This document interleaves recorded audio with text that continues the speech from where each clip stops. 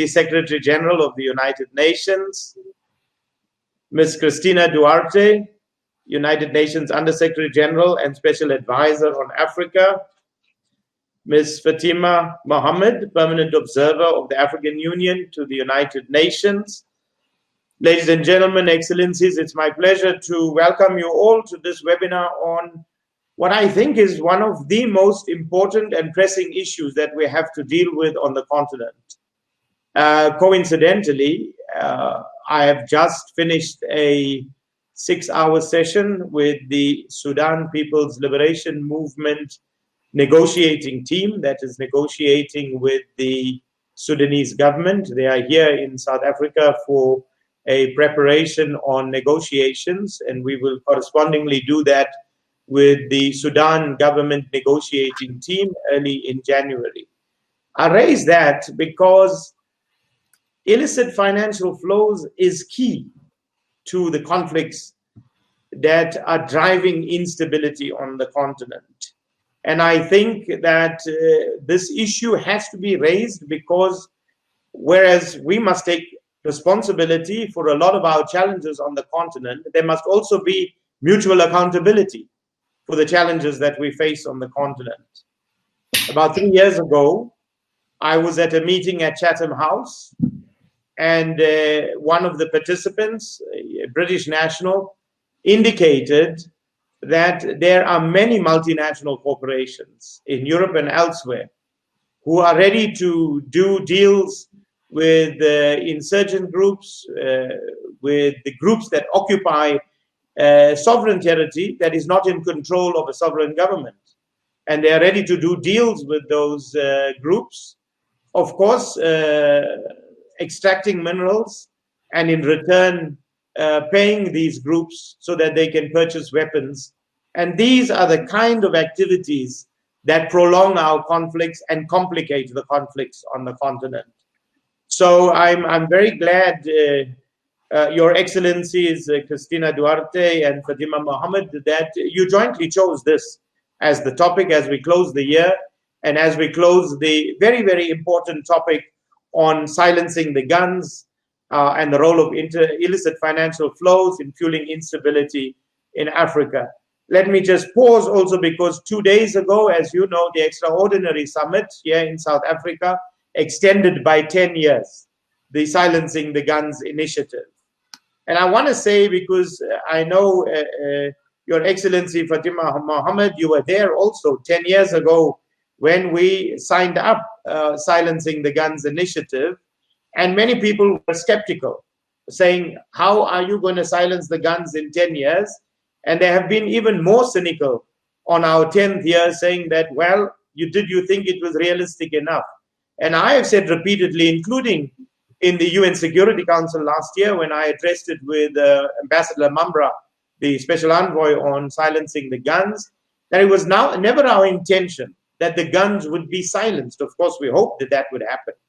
But what it was an initiative to conscientize the world, not just our own people in Africa, but to conscientize the world, even those who are producing weapons. And the point that I made in the UN Security Council, that it's very easy to silence the guns, just stop producing the guns. And we're not producing the guns on the continent. So I think these are very, very important issues. And I'm very glad that we have chosen to deal with these issues. See, Your Excellency Fatima Mohammed, you're smiling because you know I say it as it is. And now it is my pleasure to call on Her Excellency Cristina Duarte. We're so happy that you've assumed this new position of the Under-Secretary General for the Special Advisor's Office on Africa. And we look forward to great collaboration to see how we can advance our cause on the continent. You have the floor, Your Excellency. Thank you, Mr. Moderator, Vazu. For the sake of the time, let me start my opening remarks. Dear DSG Amina Mohammed, dear Ambassador of the African Union Permanent Observer Mission, my dear friend Fatima, Mohammed, Excellencies, distinguished delegates, ladies and gentlemen. It is my great pleasure to welcome you all to our high-level meeting on Silence the Guns, the role of illicit financial flows in fueling instability on the continent. As you will all know, Silence the Guns is the African Union theme for 2020. At the outset, I wish to express my deeply appreciation for the collaboration and commitment of our co-organizers, namely the African Union Observer Mission to the United Nations, as well as our two partners, the Permanent Mission of South Africa, the current chair of the African Union, and the Permanent Mission of Nigeria, the AU champion for the fight against corruption. I would also like to acknowledge the decision by African leaders at the Extraordinary Summit of the African Union this past Sunday to extend the implementation of the Lusaka roadmap on Silence the Guns in Africa for 10 years, 2021 until 2030, and to institute periodic reviews every 2 years. The theme of our event today is extremely timely. The health and socioeconomic fallouts of the COVID-19 pandemic have disrupted development plans and strained African governments' capacity to ensure access to services and improve livelihoods. They have also put at risk the hard-won development gains achieved over the past 2 decades. While the world is pursuing a sustainable recovery under the Secretary General's call to build back better, it's both a development necessity and a moral obligation to ensure that Africa can make use of all its capabilities and resources to ensure that the recovery is sustainable, genuine, and inclusive. A recovery that delivers for the most vulnerable people and helps reverse the upward trend in poverty levels, so the promise of leaving no one behind can be truly realized and fulfilled. Unfortunately, the economic crisis triggered by the COVID-19 pandemic will further exacerbate the pre-existing gaps in the implementation and funding of Africa development needs to achieve the Sustainable Development Goals during the Decade of Action. And let me underscore once again that without Africa, the world will not succeed in the implementation of Agenda 2030. Against this background, illicit financial flows constitute a constant drainage of a significant portion of African resources and assets. Bold and urgent measures are required to stem capital flight and allow African countries to fund the post-COVID-19 reconstruction. Ladies and gentlemen, our objectives are well defined and our path is clear.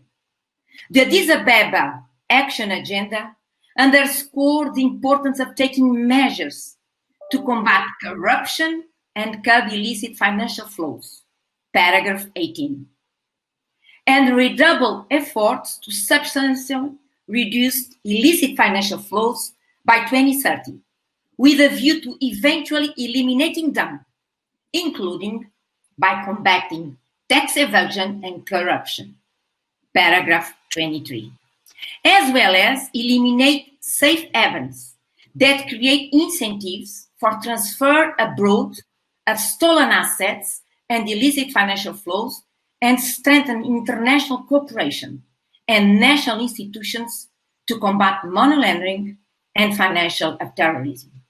Paragraph 25.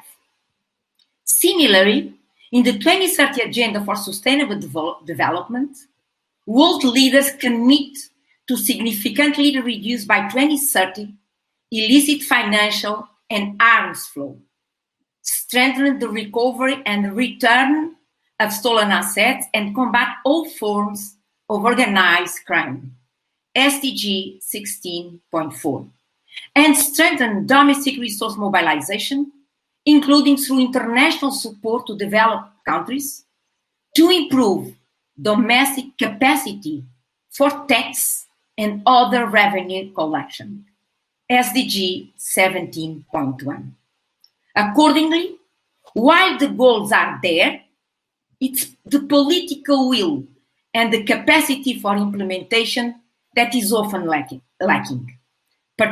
particularly with respect to advancing international cooperation in critical areas such as regulation in the financial sector, tax regimes, combating organized crime, money laundering, financing of terrorist activities, strengthening public institutions and national data systems, and cross-national responses.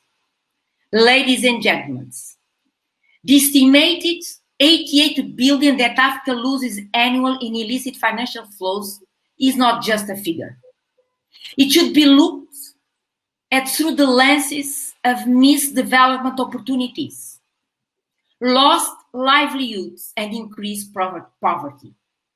Let's imagine the millions of people that could have been lifted out of poverty, the enormous number of job opportunities that could have been created for Africa's burgeoning young population, the thousands of hospitals and schools that could have been built, and how this all could translate into strengthening the stability and cohesion of our societies and communities. Certainly, stemming illicit financial flows is not the only answer to all Africa's peace, security, and development challenge, but it is a necessary step in the right direction. International partners cannot continue pledging to provide development aid to Africa while the continent is deprived of a significant volume of its resources that surpasses ODA and nearly equals the amount of ODA and FDI inflows combined. Ladies and gentlemen, I'm pleased that OZ is contributing to the global debate around this important topic.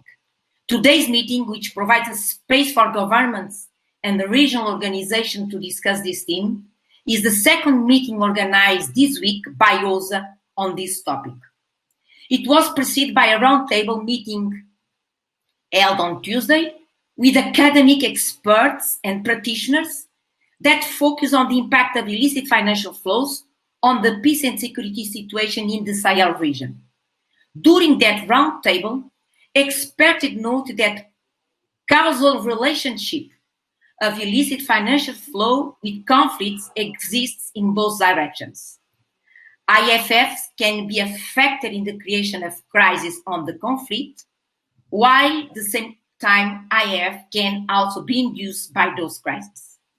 Clearly, the conflict illicit financial flows relationship is complex and one that will be explored more closely today. I'm confident that today's event will be on and contribute to the new impetus that the fair and just cause of strengthening international cooperation to stem illicit financial flows has received over the past few months, including through the work of the high-level panel on international financial accountability, transparency and integrity for achieving the 2030 agenda, and by other entities in the UN system, including UNCTAD, ECA, UNODC, and DESA, as well as through the contribution of the high-level panel of former President Mbeki. I look forward to hearing the perspectives of our panelists and participants on this important topic and hope that our meeting today will contribute to strengthening international cooperation to tackle the challenge of illicit financial flows and help ensure a life of dignity and prosperity for all. Thank you very much. Over to you, moderator. Thank you. Thank you very much, Your Excellency Cristina Duarte. I think you make a very important point. Firstly, that it should be, and we must have a multi-sectoral approach to this problem. It cannot be one department or one unit that deals with it. And I like the fact that you also talked about not just illicit financial flows, but illicit financial and arms flows. I think this is very important that we always emphasize this, and that organized crime and insurgency pose a huge and major threat to our continent, and illicit financial flows is the oxygen that allows this to flourish on the continent. It's my pleasure now to call upon Her Excellency Fatima Mohammed, the Permanent Observer of the African Union to the United Nations. You have the floor. Thank you. Thank you so much, Mr. Moderator, and thank you again for your brilliant introduction. Excellencies, distinguished guests, ladies and gentlemen, permit me in the interest of time to stand on existing protocols. It's a great honor for me to welcome you to this high-level meeting on the theme AU Silencing the Guns Initiative, the role of illicit financial flows in fueling instability in Africa. And it's particularly a pleasure to organize this event in partnership with OSA, with co-sponsorship from the governments of Nigeria and South Africa. And we're particularly honored to have a keynote address today from Her Excellency, the Deputy Secretary General, Amina Mohammed, and thank her sincerely for making the time to be with us today. We're also honored to have a number of high-level participants from both member states and the UN. Ladies and gentlemen, distinguished guests, IFFs have a massive negative impact on socioeconomic development and continue to stunt the development of all affected countries. Besides draining foreign exchange reserves, reducing domestic resource mobilization, preventing the flow of foreign direct investment, exacerbating insecurity, and worsening poverty and economic inequality, IFFs also undermine the rule of law and worsen microeconomic conditions in many countries. Today, there's a wide global acknowledgement that IFFs constitute a drain on the resources required for Africa's development, particularly given the domestic resource requirements for actualizing Africa's Agenda 2063 and our Global Agenda 2030. Several milestones have been crossed in the journey to reach where we are today. In 2011, African member states flagged the threat imposed by IFFs on their social economic development. And in order to assess the complex and long-term implications of IFFs on Africa's economics, the AU commissioned the high-level panel on illicit financial flows from Africa to further explore and gain a better understanding of IFF's nature and impact. These efforts resulted in the Mbeki panel report in 2015, which have provided a deeper understanding of the nature and patterns of IFFs outflows from Africa and raised awareness among African governments, citizens, and international development partners of the scale and effect of such financial outflows on development. Endorsement of findings and recommendations from the Mbeki report in 2015 and in the AU Special Declaration on IFFs by the AU Assembly demonstrated concern shared by AU member states about illicit financial flows and marked the beginning of the work ahead. The findings and recommendations from the report attributed to be the basic foundation galvanizing an African position on issues related to IFFs. For the following 5 years, the African Union played a major role in ensuring that commitments to end IFFs were made by key actors.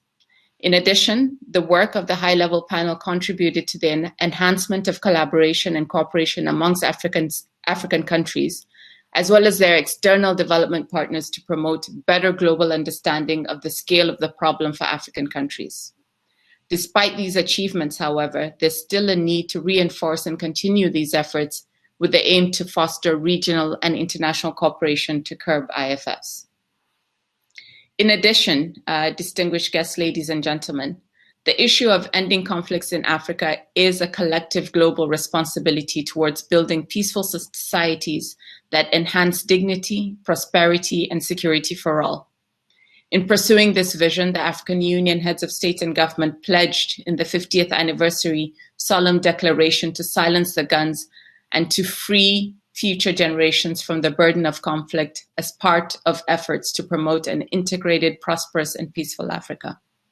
Although the role of illicit financial flows is hindering economic development, and this is well recognized, the implications for security and political stability, both national and global, have not received enough attention.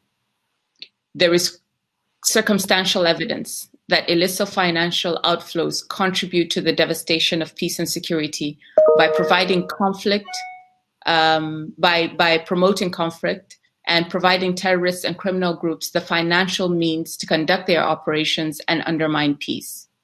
IFFs, for instance, facilitate crime transactions. They aid those associated with transnational organized crime to move and spend their illicit gains. They're also an integral part of financing terrorist groups and insurgent groups, and these threaten peace and security. Moreover, the ability to launder, stash, and spend funds overseas enables corruption, which can destabilize countries and regions. And IFFs undermine security forces, rendering them less able to respond to threats of criminality and terrorism. A sustainable strategy to silence the guns must directly address, in the first place, the root structural causes and deficits in areas of development, governance, and of course, climate change. And these social, political, and economic challenges are sources of unrest in Africa and continue to threaten peace, security, and the structural transformation of Africa. Therefore, if IFF's deficit is not addressed, as it should be, the AU agenda of silencing the guns may not be reached. Ladies and gentlemen, the link is clear. We must dry the sources by adopting and implementing policies to help mitigate IFFs and the crime, terrorism, insurgency, and corruption, as well as other factors that they facilitate.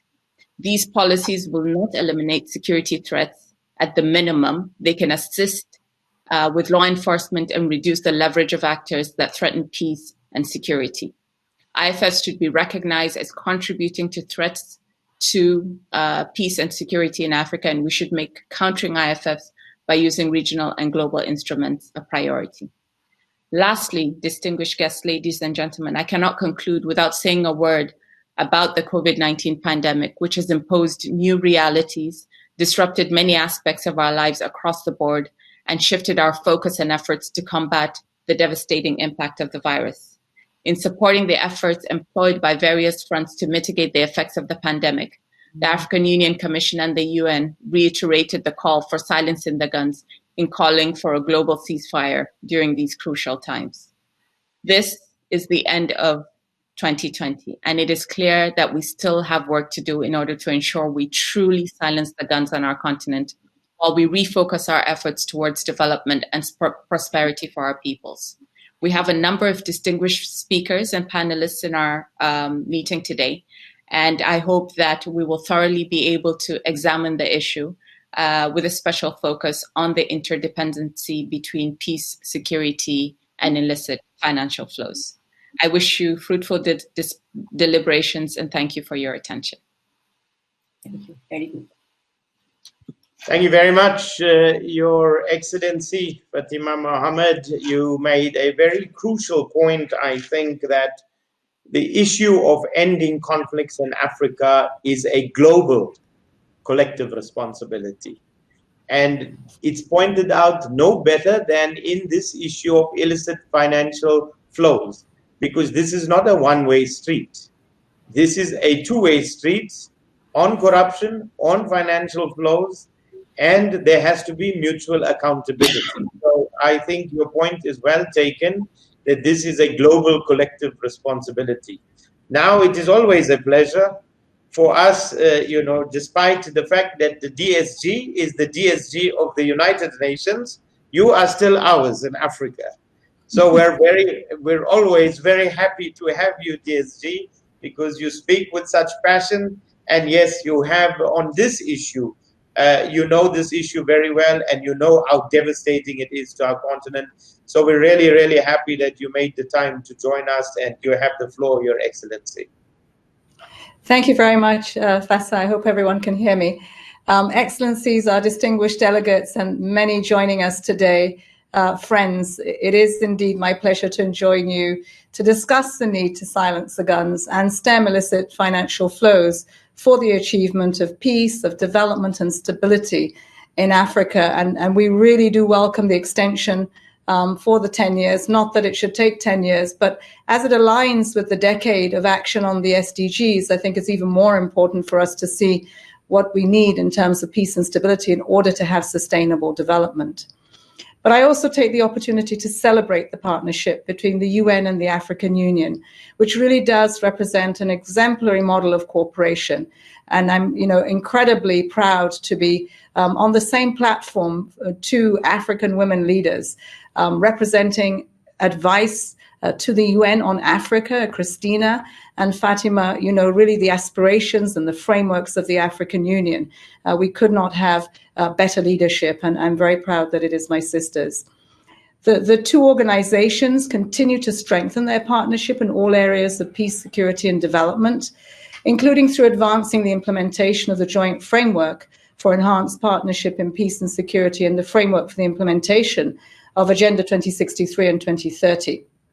And we're just coming out of a meeting, the conference of the AU and the UN that happens annually, and these issues were reinforced. And I think that today, what I would do after these two incredibly important remarks is really just to reinforce many of the messages that have come across from both yourself, Vasa, Christina, and Fatima. The 2030 agenda included a commitment to significantly reduce illicit financial and arms flows, strengthen the recovery and the return of stolen assets, and combat all forms of organized crime. So these are all different strands of a very complex challenge to the continent. Similarly, the Addis Ababa Action Agenda underscored the importance of taking measures of combating corruption, curbing illicit financial flows, eliminating safe havens, and strengthening international cooperation and national institutions to tackle money laundering and the financing of terrorism. So it is critical to recognize the links among these threats, and we've heard that from the three of you as you gave your remarks. Illicit financial flows and criminal activities feed off each other, further fueling conflict and instability. And the illicit financial flows facilitate illicit flows of arms, particularly small arms, light weapons to non-state actors such as rebel armed groups, terrorists, and criminals. And as technology is moving fast forward in the field of arms, so too are we beginning to see this in many of the sub-regions of Africa. Curbing illicit financial flows will make it more difficult to illicitly acquire small weapons, thus contributing to silencing the guns. And I note where, Vasa, you said, let's stop producing the guns for a start. And I would say SG's call for peace in the home then doesn't require you to pick up a gun, right? So, I mean, there are also many things that come at the root cause for us to prevent.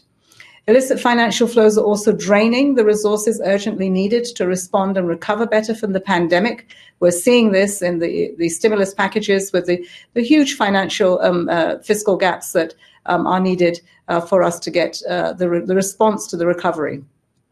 The initiative on financing for development in the era of COVID-19 and beyond that was convened by the Secretary General and the Prime Ministers of Jamaica and Canada have put this challenge front and center of the agenda. It is a priority. And at a time when Africa is mobilizing efforts and resources to recover from COVID-19 and make progress across the economic, social, and environmental pillars of sustainable development, it is imperative that the continent be allowed to tap into all its capacities and maximize its domestic resources. At a time when Africa is trying to maximize domestic resource mobilization, it's losing $50 billion a year to illicit flows. And that probably is not an estimate that is anywhere near the reality. These staggering losses would be enough to fill 75% of the continent's health financing gap. They would more than be what is needed to achieve the Sustainable Development Goal on inclusive education, SDG 4, and they are 1/3 of what Africa needs annually to fund infrastructure projects, foundation on which we would build our prosperity.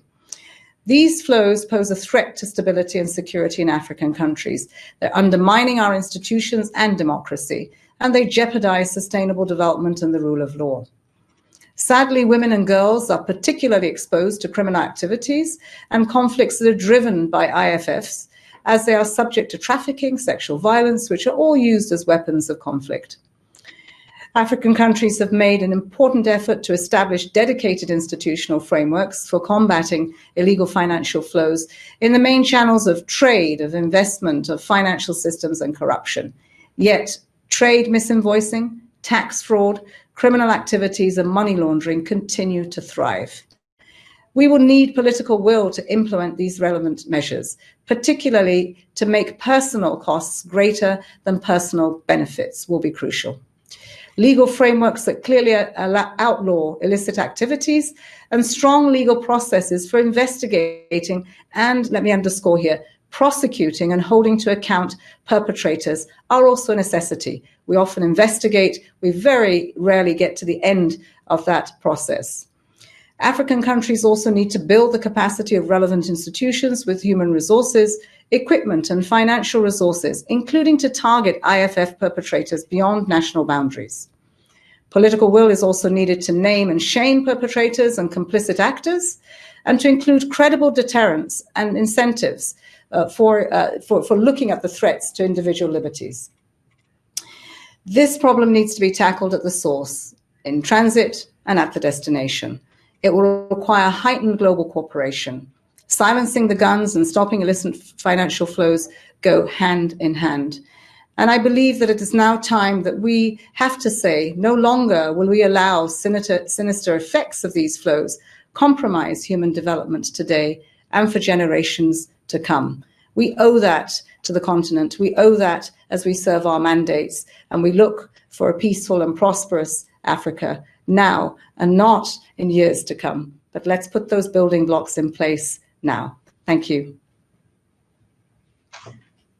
Thank you, TSG, once again. Always inspiring to listen to you.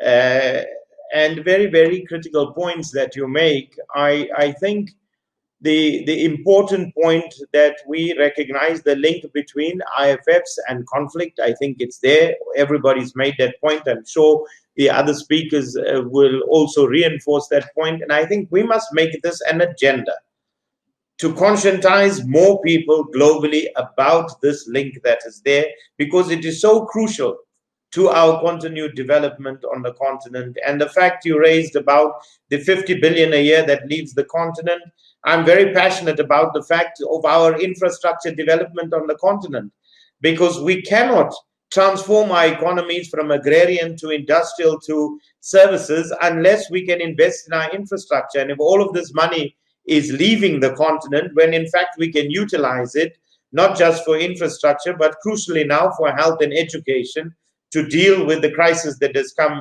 from COVID. And I think, lastly, the point that you make, which must be a huge scar on our claim to civilization as humanity, this issue of the continued exploitation and using women and girls as weapons of war, and IFFs fuel this.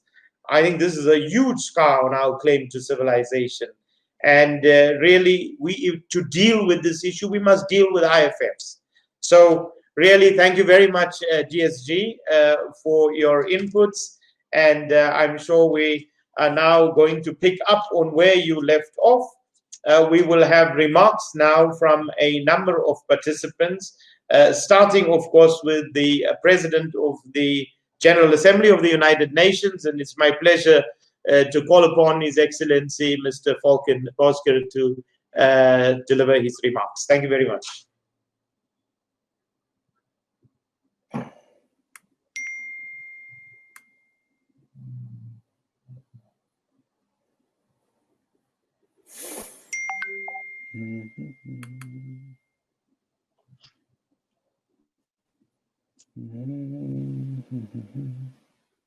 Daniel, is the PGA here? Thank you for the opportunity to address this important event today. The cooperation between the United Nations and regional and sub-regional organizations is crucial to address our joint challenges. Regional and sub-regional organizations like the African Union play a pivotal role in the advancement of peace and security, human rights and development. The joint UNA framework for enhanced partnership in peace and security signed in 2017, as well as the AU-UN framework for the implementation of Agenda 2063 and the 2030 Agenda for Sustainable Development, provide a solid foundation for a predictable, systematic, and strategic partnership between both organizations. Excellencies, illicit financial flows continue to account for substantial resource leakages in developing countries. The UN's Trade and Development Agency, UNCTAD, estimates that almost 90 billion US dollars, or 3.7% of Africa's gross domestic product, leaves the continent in the form of illicit capital. As a point of reference, this is nearly as much as the combined official development assistance and foreign direct investment received by the African countries. Almost as much stolen money is being taken out of the continent as is being sent in. And the impact is huge. IFFs divert resources from education, health, infrastructure. They have limited and, in some cases, crippled the ability of developing countries to mobilize domestic resources towards longer-term development goals. This has been further exacerbated by the COVID-19 pandemic, which has highlighted governments' limitations to marshal their budgetary resources in times of crisis. Therefore, it is imperative to not only understand the patterns of the IFFs, but also to collectively identify solutions and implement existing agreements. We must do more to fulfill our commitment to address IFFs as outlined in the 2030 Agenda. Without a change, we will fail to achieve the 2030 Agenda. Financial accountability, transparency, and integrity systems can help countries prevent the drain of important and limited resources. Excellencies, the United Nations General Assembly acknowledges that to combat illicit financial flows, a range of actions are required, including deterring, detecting, preventing, and countering such flows in source, transit, and destination countries. As President of the Parliament of Humanity, I call on countries to scale up the level of cooperation, to curb illicit financial flows and recover the proceeds of crime, to develop effective tools and create a policy environment for combating illicit financial flows in accordance with the existing relevant international frameworks. During the 70th session, I will organize a special session of the General Assembly on corruption, in coordination with the UN Office of Drugs and Crime. This will be an important opportunity to take stock and find systematic solutions to tackle this complex issue. Excellencies, as the UN 75 Declaration makes clear, the three pillars of the United Nations, peace and security, sustainable development, and human rights, are equally important, interrelated, and interdependent. One cannot progress without the others. Enhancing peace and security, whether through disarmament or other means, will contribute to sustainable development gains, as recognized in Article 26 of the UN Charter. And as security issues disproportionately affect the most vulnerable, addressing them can have an enormous positive effect on the people's lives who are most in need of assistance. I welcome the steps taken to address Africa's traditional security challenges, such as the deployment of robust peace support operations that have improved protections of vulnerable populations, reduced violence and terrorism, and created the conditions for meaningful political processes and sustainable peace and development. Excellencies, today Africa continues to remain a priority focus for the UN peacebuilding architecture. Peacebuilding and sustaining peace in Africa requires strengthened capacity to address the root causes of conflict in all its forms. In this regard, it is important that the Peacebuilding Commission, which has played a unique role in mobilizing support to address the complex and multidimensional challenges of Africa, uses its broad representative base to foster agreement among its members on actions to address external factors that undermine sustaining peace in Africa, such as soliciting and facilitating corruption and illicit financial flows. Development of capacities and institutions that enable post-conflict countries in Africa to raise their own revenues should also be given due attention in the discussions of the UN peace-building architecture. Incorporating regional approaches in the work of PBC, including by strengthening its partnership with the Peace and Security Council of the African Union, sub-regional organizations in Africa, and African civil society must be prioritized. Excellencies, I thank you for the opportunity to speak today, and I wish you all the best in your panel discussions. I look forward meeting together again, and thank you once more for inviting me to address this very important meeting. Thank you very much.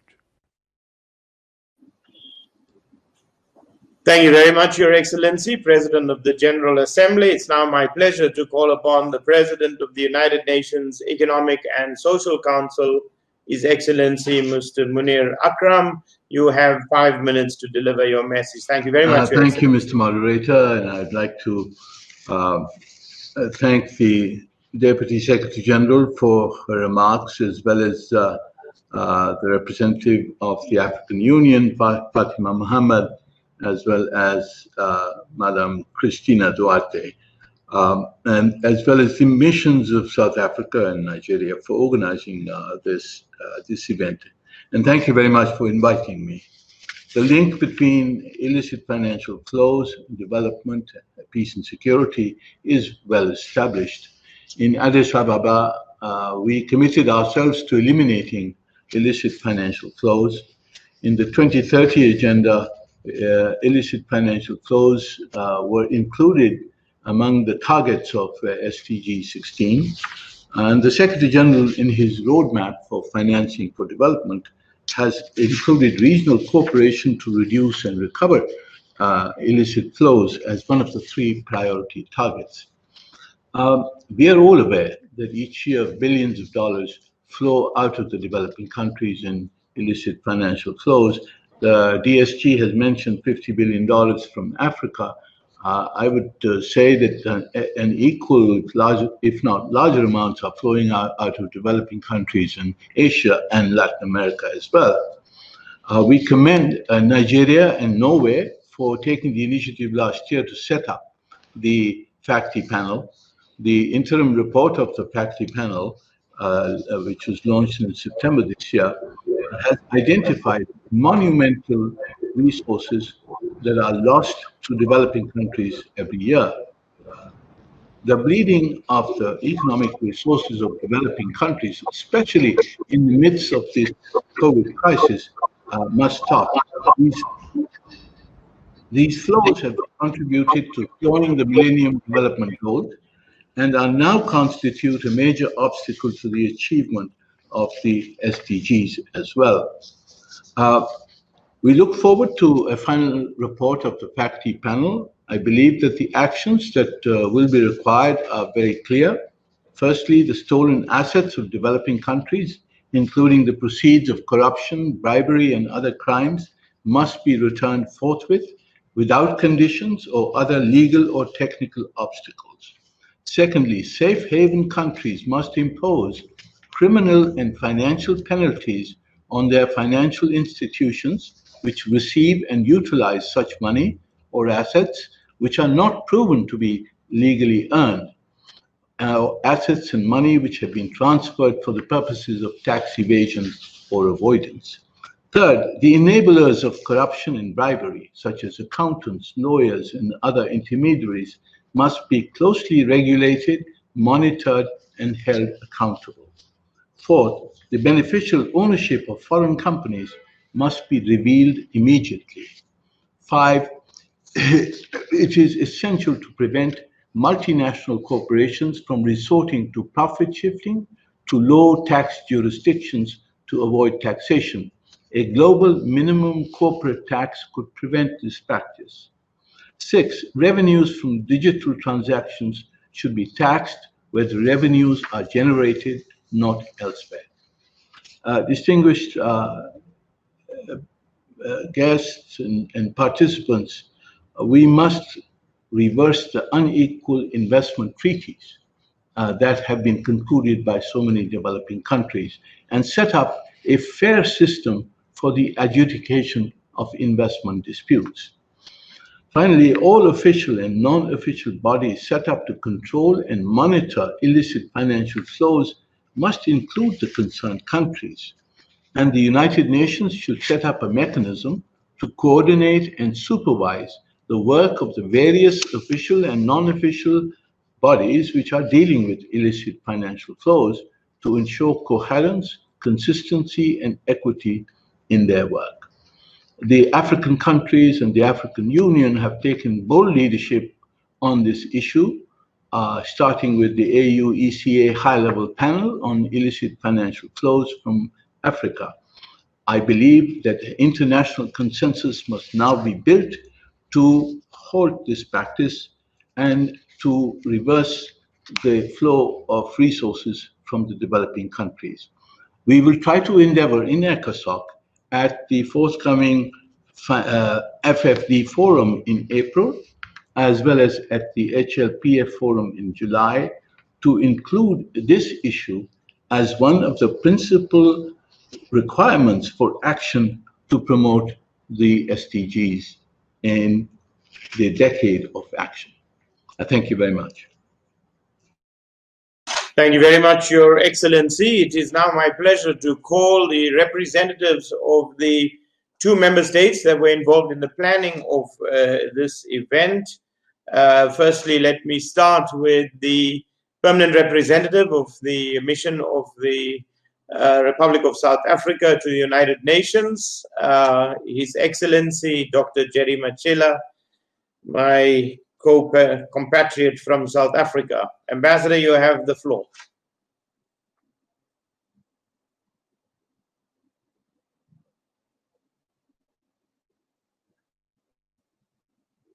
Ambassador, you are muted.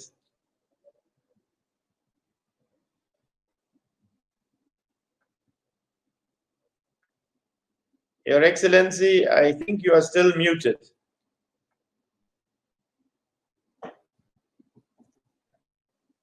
I'm trying to unmute. Can you hear me?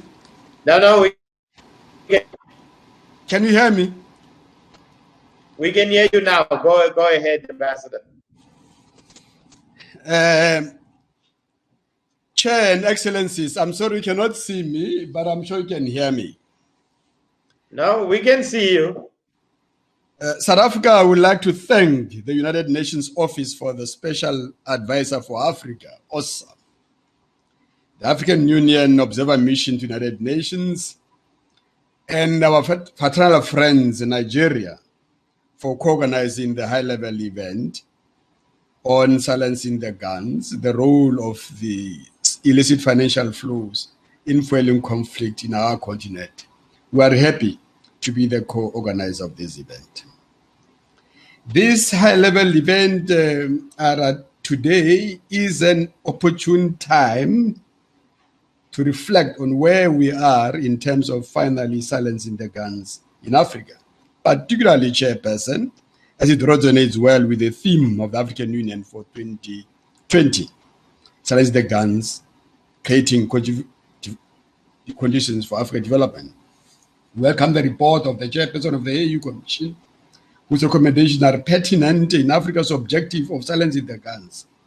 During the closing statement by the African Union Chairperson, President Cyril Ramaphosa, at the 14th extraordinary session of silencing the guns on the 6th of December, the President Ramaphosa said, I quote, the AU Master Roadmap on practical steps to silence the guns clearly outlines the outcome we seek to achieve as a continent. It is therefore appropriate that we reiterate our commitment to extend the Master Roadmap for the next 10 years, while we also continue to declare September of each year as Africa's amnesty. Close quote. Indeed, these are the mandates that we as Africans should solemnly uphold in order to realize our collective goal and finally silence the guns in our continent. Chair Excellency, South Africa is of the view that the illicit financial flows can be combated by dealing with their root causes.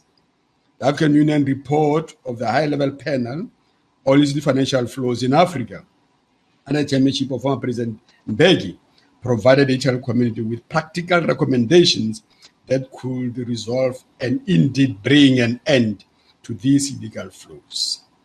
The report put into perspective the findings of the high-level panel and defines the illicit financial flows as, I quote, money illegally earned, transferred, or used. In terms of the estimated percentage of collective action contributing to illicit financial flows out of Africa, this includes criminality, 35%, government corruption, 5%, and a staggeringly multinational corporate behavior responsible for 60% of these illegal flows. Corruption from government, although a notable challenge, remains the least cause of initial financial flows and should not be elevated above all other causes. Excellencies, UNCTAD Economic Development in Africa Report 2020 estimated that 86.6 billion, equivalent to 3.7% of Africa's GDP, vacates the continent as illegal capital flows. This is staggering. It may be highlighted that large sums of these illegal flows are being siphoned off to bank accounts of some of the unscrupulous multinational corporations that are resident in industrialized countries, which you find as very paradoxical. Africa won't be able to cap illicit financial flows on their own. This matter needs a revitalized global partnership for sustainable development in line with Agenda 2030. This report makes it imperative more than ever for the international community to address the loss of revenue through illicit financial flows, because these flows directly inhibit the capacity of Africa in terms of domestic resource mobilization to achieve the SDGs that we have set ourselves through 2030 agenda and 2063, the Africa we want.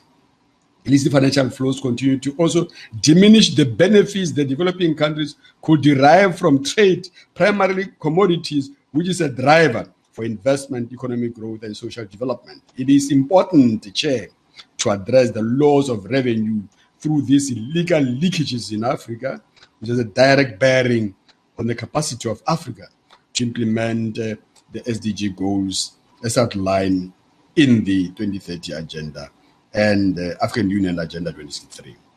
The nexus between peace, human security, and development is well established. In addition, the illicit financial flows, which are exacerbated by armed conflict, infringe upon human rights inherent to all of us, including the right to development. We are, however, optimistic with the support of the international community and the commitment of the private sector, as numerously been said by the G20 communiques in addressing the scourge of illicit financial flows. Chair, as you know, South Africa, 2-year term as a non-permanent member of the Security Council coincided with its share of the African Union. Throughout its term, South Africa has promoted Council decisions in support of African Union initiative, challenging the guns across Africa in Agenda 2063. South Africa is grateful to the United Nations and UN Security Council for the support it continues to extend to the African Union's endeavors to silence the guns and work towards achieving a peaceful, secure, and developed Africa. The enhanced cooperation between the United Nations and the African Union has evolved through over the years and has contributed to its resolution and reduction of conflict in our continent. It is for this reason that South Africa took the decision to chair the ad hoc working group on conflict prevention resolution in Africa during its current term of the Security Council, to continue its effort to enhance cooperation between the African Union Peace and Security Council and the Security Council, and deepen joint efforts to the maintenance of peace and security. In this context, Chair, Excellency, South Africa organized numerous side events, area formula, and prison statement, resolution, press statement highlighting the importance of Security Council to pay particular attention to the root causes of conflict in Africa, especially the illicit financial flows and illicit exploitation and trade in natural resources in Africa. We will continue this agenda until we exit the Security Council at the end of this year. And Chair, as the President of the Security Council for November, we will make sure that the attention of the Council is zero in addressing the root causes of conflict in Africa and inability of Africa to sustain its development because of this massive illicit outflow out of our continent. In conclusion, there is a firm view that the illicit financial flows can be combated by resolutely addressing their root causes, developing the capacity of states to detect and respond to this challenge, encouraging ethical behavior in the private and public sector, and by elaborating an international legal instrument through a universal and intergovernment process. And I want to thank you, Chair, and your institute, ACCORD, for providing the Security Council and ourselves with detailed research in this area. Thank you, Chairperson. Thank you very much, Your Excellency, Ambassador. It is now my pleasure to call upon His Excellency President Akbar, the Minister of State for Budget and National Planning of the Republic of Nigeria. Your Excellency, you have the floor.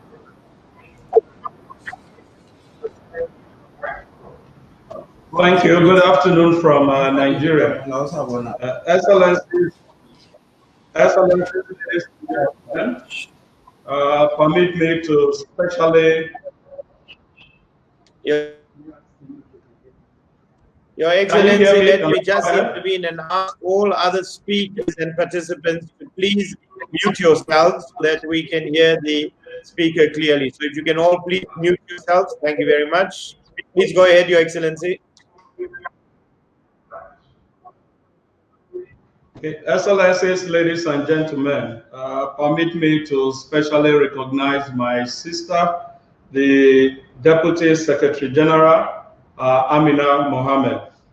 Let me begin by extending the appreciation of the people and government of the Federal Republic of Nigeria to our co-host for this event, which is timely, considering the fact that continuing attacks by terrorists and armed groups across the Sahel region has the potential to both derail the achievement of the 2030 Agenda for Sustainable Development in the region, as well as undermine the socio-political economic development in the area. This event emphasizes the need to ensure that no one is left behind as we make efforts to reach the farthest ahead of 2030, which is increasingly becoming unlikely due to the regional and potentially global impacts of armed conflict on the achievement of nationally and other internationally agreed development agenda. Illicit financial flows have contributed to instability in many parts of Africa, including the Sahel region, mainly due to their links to criminal gangs and regional terrorist organizations, including Boko Haram. The groups have directly and indirectly engaged in IFFs to fund their nefarious activities with profound impact on the political economy of our countries of the Sahel region. Taking decisive actions to cut off all sources of funding for terrorist organizations and criminal gangs by countries of the Sahel region and the international community is a necessity if we must indeed silence the guns to achieve regional stability. Several communities in the Sahel region are besieged with experiences of the devastating impact of extremist attacks and violence from an array of morally depraved and perverse individuals and armed groups, including Boko Haram, one of the deadliest terrorist groups in the world, which has conducted hundreds of deadly attacks in the Sahel region against civilians, the armed forces and government institutions, as well as, in recent times, increasingly on soft targets in communities around northeast Nigeria, Cameroon, Chad, and Niger Republic. Our experience has shown that there is a clear nexus between illicit financial flows, the availability of large number of illegally acquired small arms and light weapons, insecurity, and terrorist financing in Sub-Saharan Africa. As has been highlighted by other speakers, insecurity and funding for armed groups are growing concerns, not only for the African continent, but also for the global community. While the purpose and nature of different armed groups operating in different parts of Africa could differ, they all have one thing in common. They require resources to maintain their cells and fund their operations, including their dastardly attacks. Most of them, including Boko Haram, rely heavily on extortion, looting, and thefts, especially of banks, villages, and local markets, to get cash and food items to sustain their nefarious activities. They also sustain their operations from funds generated from illicit activities such as human and drug trafficking. Such illicit financial flows weaken the capacities of national authorities to provide security or act to curtail the scourge, destroy relationship between the state and its citizens, and weaken states' ability to effectively protect all lives and properties within its jurisdiction. It also has the potential to run democratic governance aground as it diverts important resources that could have otherwise been used to enhance human and national security in all affected states. There are evidences that illicit financial flows provide the financial resources that support armed group networks and terrorist activities, thus fueling conflicts and instability in Sub-Saharan Africa. Given that the origin, transactions, and uses of illicit financial flows thrives in secrecy, conflict, and insecurity, offshore safe havens provide storage for an easy access to ill-gotten wealth at short notice, thus serving the purposes of perpetrators of violence in the region.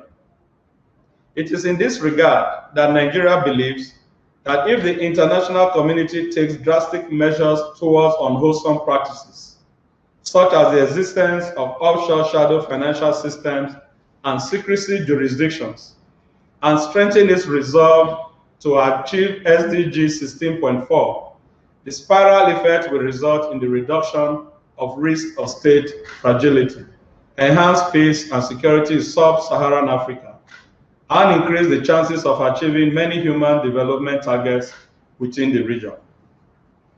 Excellencies, ladies and gentlemen, while we have reasons to blame the providers of secrecy jurisdictions, particularly those outside the region, for providing easy access to funds for perpetrators of violence in Sub-Saharan Africa, it is our view that the presence of a large, mostly informal, cash-based economies in the region create opportunities for armed groups to raise and/or move large amounts of cash anonymously and without much paper trail, thus making it extremely difficult for national and sub-national authorities to dictate the flow.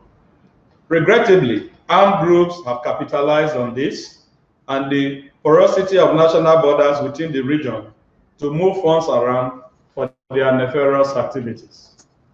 Excellencies, ladies and gentlemen, in view of the foregoing, it has become necessary to comprehensively address all avenues for illicit financial flows, including the existence of tax havens, secrecy jurisdictions, disguised corporations, anonymous trust accounts, fake foundations, false documentation, falsified pricing in international trade, money laundering technique, and other gaps in the laws of countries whose jurisdiction provide easy access to funds for armed groups in Sub-Saharan Africa.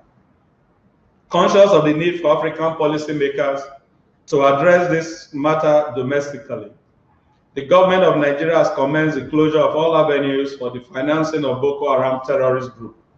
This has affected operations in markets where Boko Haram members sell their illicitly obtained wildlife, precious stones, and various natural resources. The Nigerian government has also mounted military offensives against the dreaded terrorist group and has continued its efforts in combating corruption and raising public awareness of the importance of blocking all sources of funding for groups with violent tendencies. We are, in addition, optimizing the use of asset freezing mechanisms on individuals and entities that are known to provide funds to terrorist groups. Unfortunately, our national efforts and those of other governments in the region will yield little or no significant results, except authorities within and outside the region collaborate more and deepen their understanding of the threats and vulnerabilities of terrorist financing in Sub-Saharan Africa. While the initiative taken against Boko Haram, especially the creation of the FIU Forum in Lake Chad Basin, is an encouraging development, I encourage all regional groups in Africa, particularly those who are yet to do so, to take similar proactive steps to bolster links and improve operational cooperation between regional IFUs, law enforcement, and intelligence communities. In concluding, it is our view that strengthening inter-regional understanding of the linkages between illicit financial flows and insecurity would help in identifying appropriate range of policy responses that will engender progress. Let me at this point emphasize that human life is precious and the human cost of insecurity is enormous. Therefore, it is necessary for us all to collectively recommit to doing whatever is necessary to silence the guns and ensure that stability returns to the region. Be assured that Nigeria will remain committed to the cause of silencing the guns in Africa and will continue to work at tracking, identifying, and blocking all avenues through which armed groups and terrorist organizations source funds to sustain their inhuman activities in the region. I thank you all for listening. Thank you very much, Your Excellency, for that very detailed input. And we appreciate it coming from a country that has suffered for long now from this phenomenon of illicit financial flows and the impact that it has had with the Boko Haram and the devastating impact on your country. So we really appreciate your comments, Your Excellency. Let me now turn to a country that is always on the right side of history. And it is a pleasure, of course, Your Excellency, to see you again, Axel Jacobson, the State Secretary of International Development for the government of Norway. You have the floor. Thank you, Chair, and Excellencies, ladies and gentlemen. And a special thank you to the organizer for hosting today's high-level discussion on such an important topic. Illicit flows is a problem that locks people and countries in poverty, and curbing these flows is therefore a key priority in Norway's development policies. I would also like to thank Nigeria, South Africa, and the African Union for making sure illicit flows stay high on the UN's agenda, and former President Thabo Mbeki for his steadfast leadership on fighting illicit flows in Africa and globally. When the AU's high-level panel released its report some 5 years ago, it showed how illicit flows hamper development progress in Africa, but also how criminal activities, security concerns, and economic corruption go hand in hand. Much thanks to the report, we have seen an increased interest and advocacy around the fight against illicit flows. So how can we better understand and tackle illicit flows as a driver of conflict and instability? Illicit flows do not respect national borders, nor do they stay within selected UN silos. Any successful approach will require an open discussion with actors from different fields and backgrounds who often are not seated together. Second, we need to address the systemic weaknesses that enable illicit flows, the systemic and institutional weaknesses exploited by criminals, terrorists, and warlords who hide proceeds of crime. They are often the same as those used by businesses to evade taxes. Our responsibility in both developed and developing countries alike is to address these systemic shortages and make sure that illicit flows do not pass through our jurisdictions. It is well documented that illicit flows siphon enormous resources away from development. From Africa alone, it is estimated to be approximately double the amount of annual inflows of official development assistance.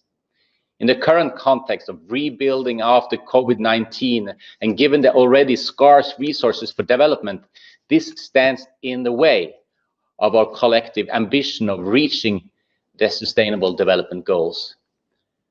The good news is that we know what is needed. Transparency is the currency of trust, and we need to support those leaders who are making efforts to promote openness and accountability. Transparency is also a crucial element to peace building. We have to factor in how money gets in and out of conflict and cut the flows that keep a conflict going. This is why it is so important that the peace building field collaborate with the illicit flows field. At the same time, we need to end impunity. Governments must be better equipped to investigate, prosecute, and punish those who are engaged in illicit flows. As a development partner, we emphasize technical assistance that provided tools to investigate and prosecute corruption and secure return of stolen assets. The end goal being to strengthen institutions and their democratic oversight. Journalists, free media, and civil society groups have critical roles to play in documenting corruption and illicit flows. They often place themselves in peril in the process. We must do more to support and protect those who help us hold power and institution accountable.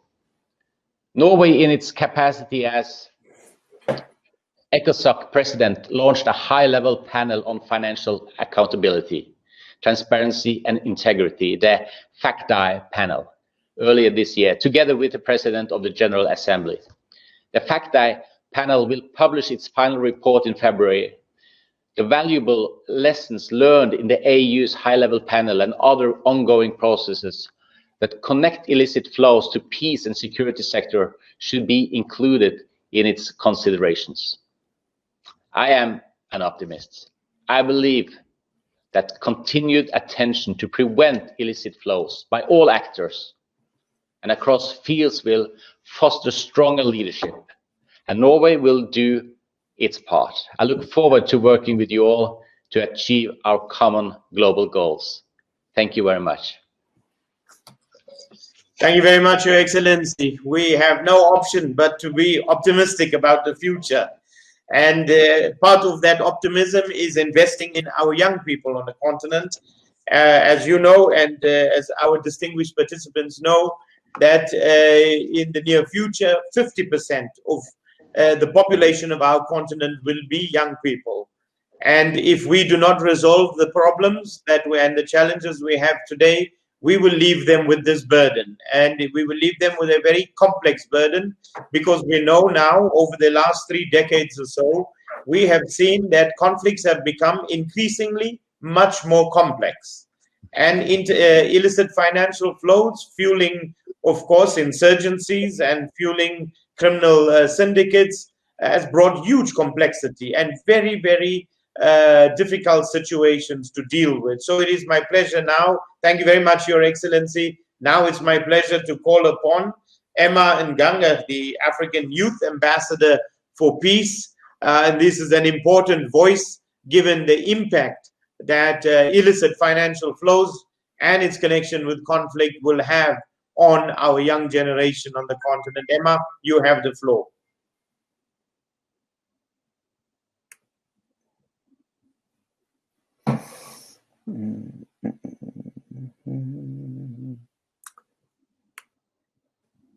Vasu, can you hear me?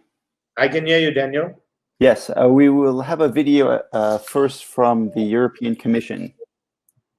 Ah, yes, okay. You're from Mr. Kunduns. Indeed, that'll be up in just 1 second here. Okay, go ahead.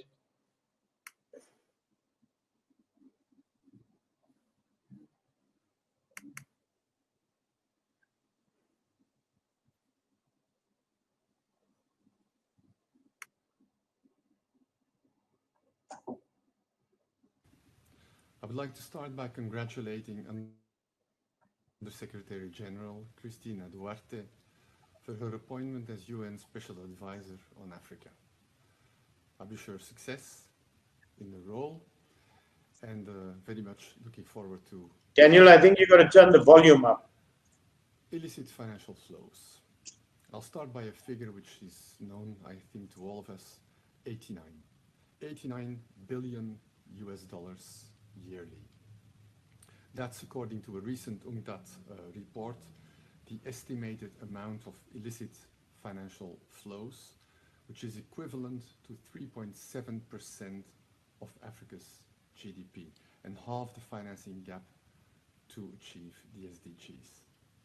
These are funds lost to finance sustainable development in Africa. The global pandemic, which started as a health crisis and has become more and more a social, economic, and financial crisis, creates a context in which more than ever this is unacceptable. Revenues are dropping, expenditures are increasing, and some countries face a hard time when it comes to debt levels. So it's with this in mind that only last week a Team Europe initiative was launched by the EU and the EU member states in support of the African Union's agenda on fighting illicit financial flows. And I'm really glad that a key Pan-African organization such as the African Tax Administration Forum, the IFF, is also associated to this initiative.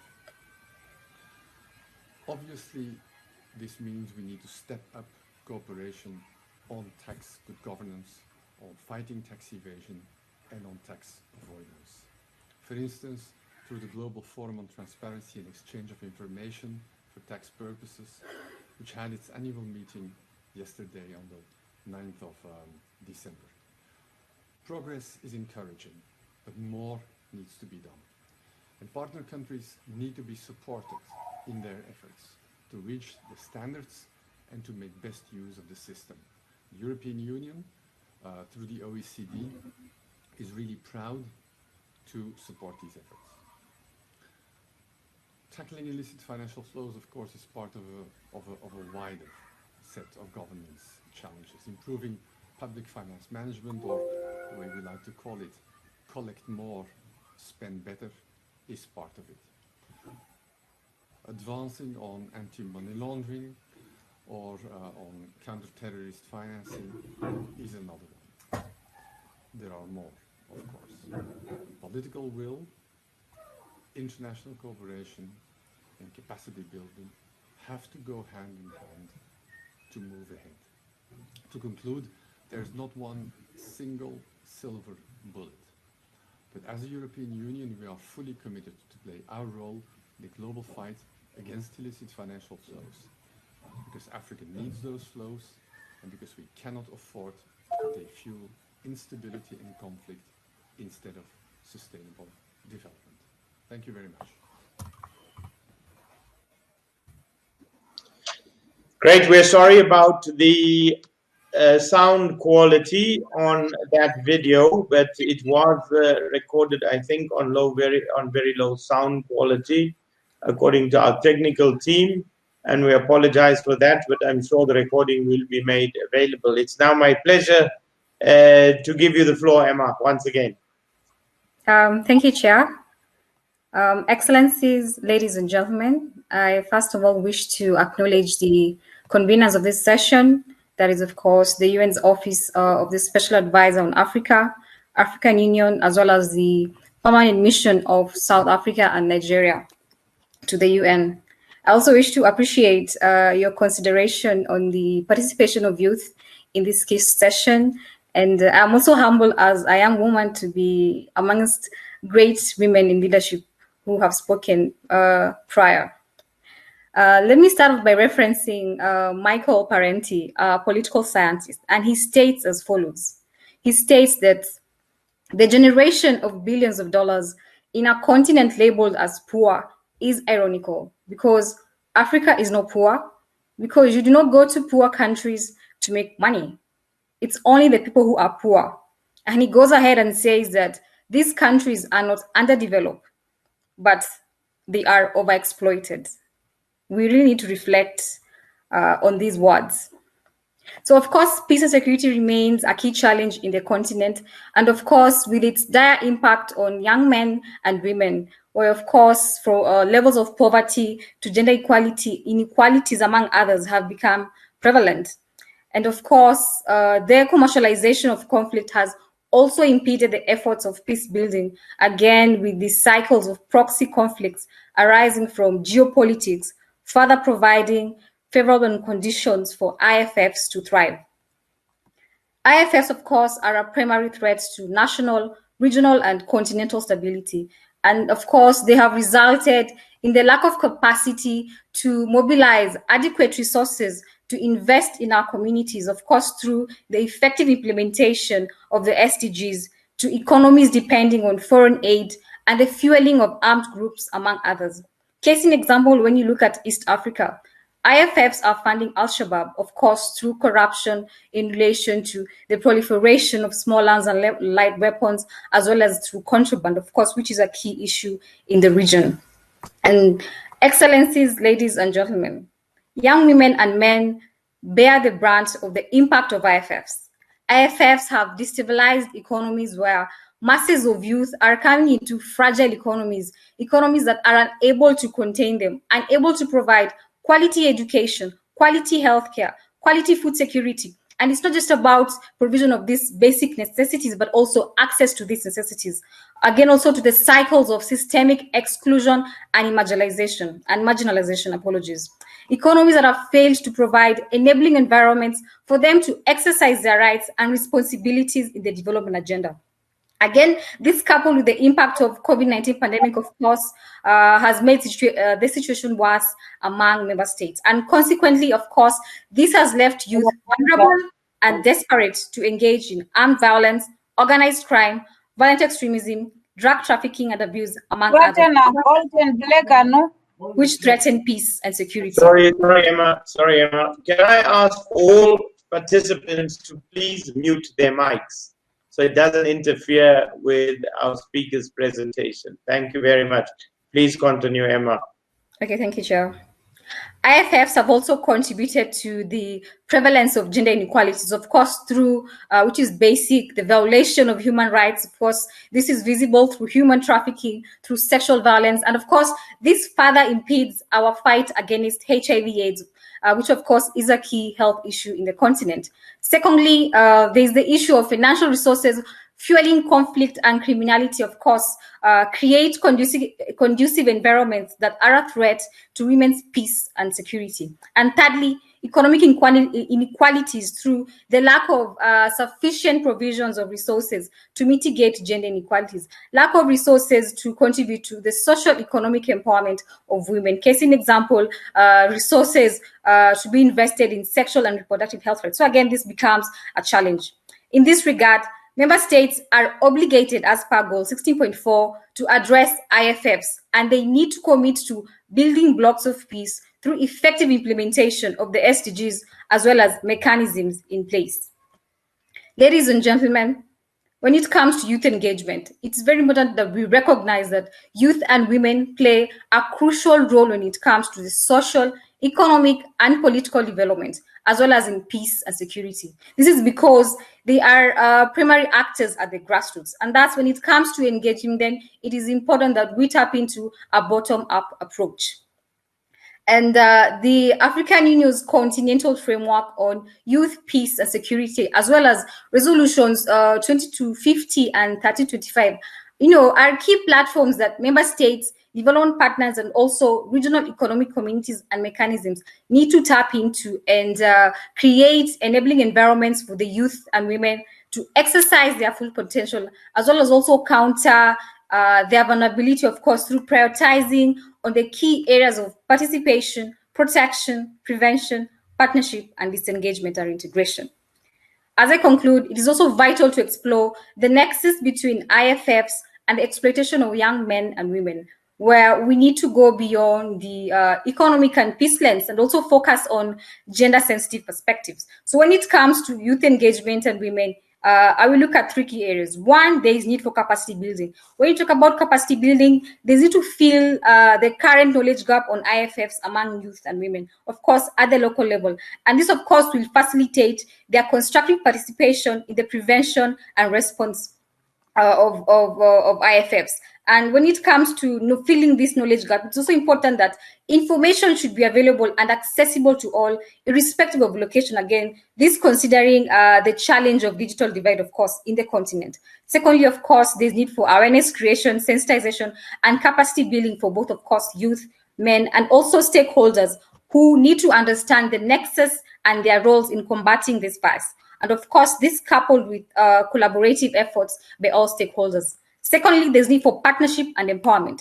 There's need for provision of youth engagement and networking platforms. For example, tapping into the education and religious institutions. Of course, for example, the creation of tax justice clubs, where of course the local community can be sensitized on this subject matter.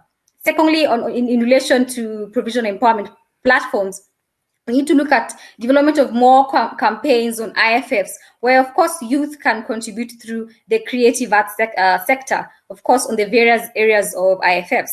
And you should note that this will not only create awareness, but also showcase skills and talents of the youth, in the process, empower the youth. And of course, it is very important that actors bring to light and support current existing initiatives of youth when it comes to the prevention of IFFs.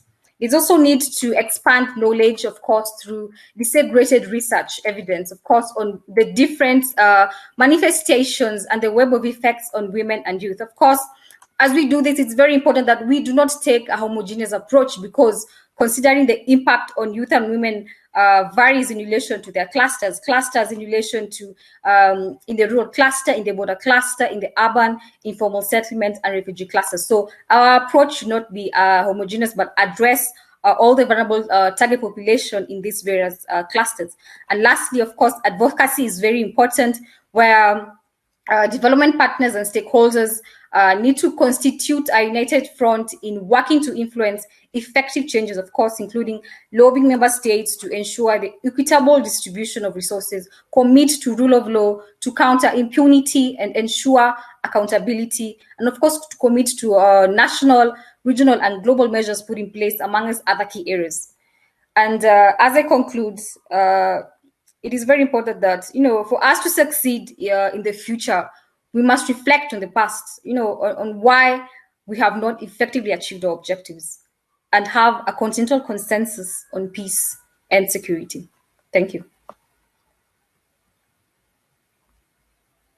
Thank you very much, Emma. I know that you said you are so happy to be in the distinguished company of the Deputy Secretary General and the 2 Under Secretary Generals, but I am sure after listening to you that they are also very happy to be in your distinguished company. You made some very excellent points, and I think it gives us optimism for the future, that as we hand the baton over to a new generation, you yourselves as this new generation, you are very clear about the issues and what needs to be done about the issues. So I think we look forward to this partnership, intergenerational partnership, that will ensure there is a seamless flow of how we deal with the challenges going into the future. Thank you very much, Emma. Now, we are going to move, distinguished guests, excellencies, ladies and gentlemen, we are going to move into an interactive session that will have a number of inputs from colleagues, participants that are here, and member states who will have their representatives making inputs. Each of them, I should add, will have 3 minutes to make their inputs, and I am sitting with a stopwatch, so I will be checking the time. I can see Your Excellency, you have 5 minutes, because I see you are representing the government of Namibia, but all the other participants will have 3 minutes each. This is what I've been told by the organizers. So it is my pleasure in this interactive session to welcome now Her Excellency Ms. Jenely Matunda, the Deputy Minister of International Relations and Cooperation. And I can see, Your Excellency, you are also from an earlier generation than me. So, sorry, a later generation than me.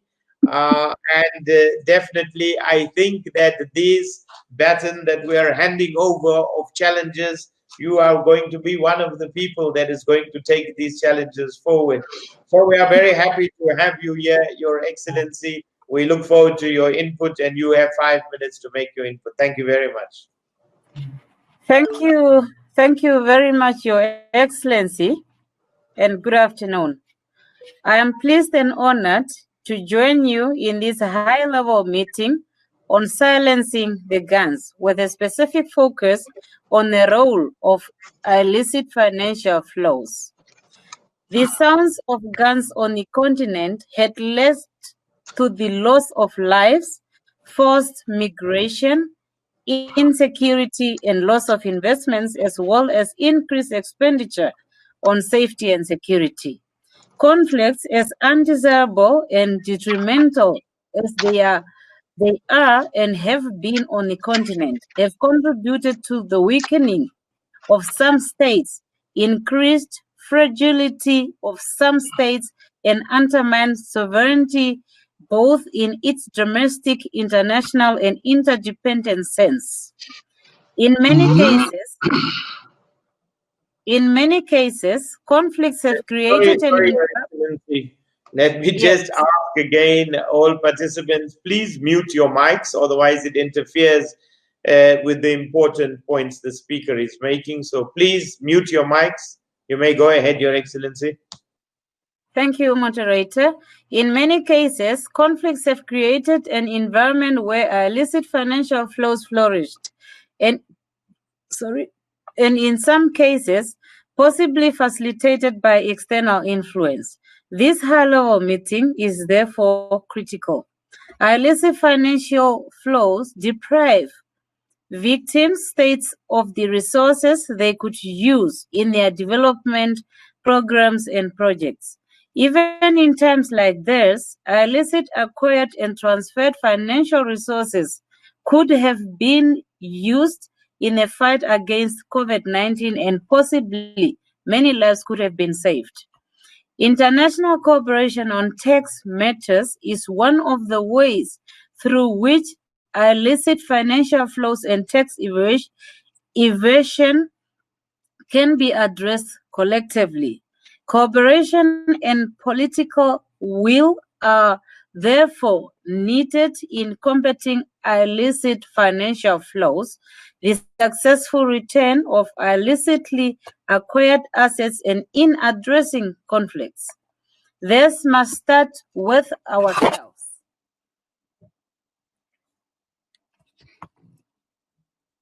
On the continent, while Namibia acknowledges the differences in the various legal systems and in different interpretation of the provisions of the UN conventions against corruption, we should work together so that collectively we can combat illicit financial flows and corruption. The mobilization of finance for development purpose can only be successful in a peaceful economic environment. In the same environment, institutions can be strengthened and laws can be effectively enforced. The Sustainable Development Goals, SDGs, cannot be achieved if the guns are not silenced and illicit financial flows not brought to a halt. This applies to all the other SDGs, such as zero hunger, reduction of poverty, or gender equality, just to mention a few. Survival of humanity is at great risk today. We simply cannot afford to have the twin challenge of COVID-19 pandemic and the continuation of conflicts and hostilities. Namibia therefore appreciates and fully supports the UN General the UN Secretary General's call for a global ceasefire. As part of its contribution towards the AU initiative on silencing the guns and in contributing to fostering peace and security on the continent of Africa and the world at large, Namibia has been participating in various peacekeeping missions and operations, and we will continue to do so in this regard. I thank you. Thank you very much, Your Excellency. You have precisely 4 minutes and 55 seconds. Wow.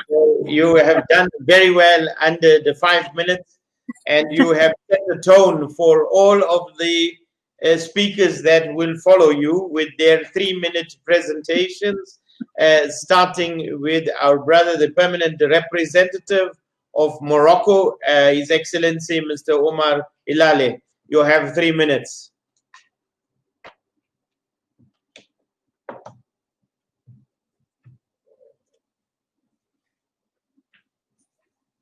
Your Excellency, I think you are muted. So don't count the other second, please. Thank you very much, my dear. Don't worry, my brother. You can have your 3 minutes.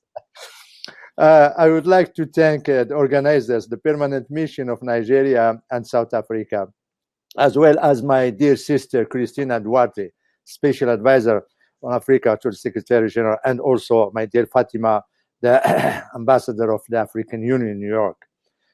We appreciate the momentum that is being created at the United Nations level through this event around the importance of combating illicit financial flows in the implementation of the core values and principles of silencing the guns initiative.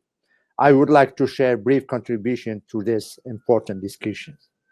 While the African continent is making tireless endeavor to get on track for achieving sustainable development in its social, economic, and environmental dimensions, and to find and mobilize adequate resources to do so, Africa is losing nearly $89 billion on every on yearly basis in illicit financial flows, as revealed by the very recent report by UNCTAD last September.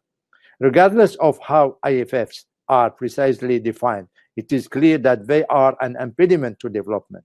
It is really an unfortunate reality that IFFs continue to hamper the African progress towards sustainable development, sustaining peace and security. This situation, exacerbated by COVID-19 pandemic, will deepen poverty and socioeconomic difficulties and risk to fuel extremism and conflict, especially in the fragile or conflict-affected countries.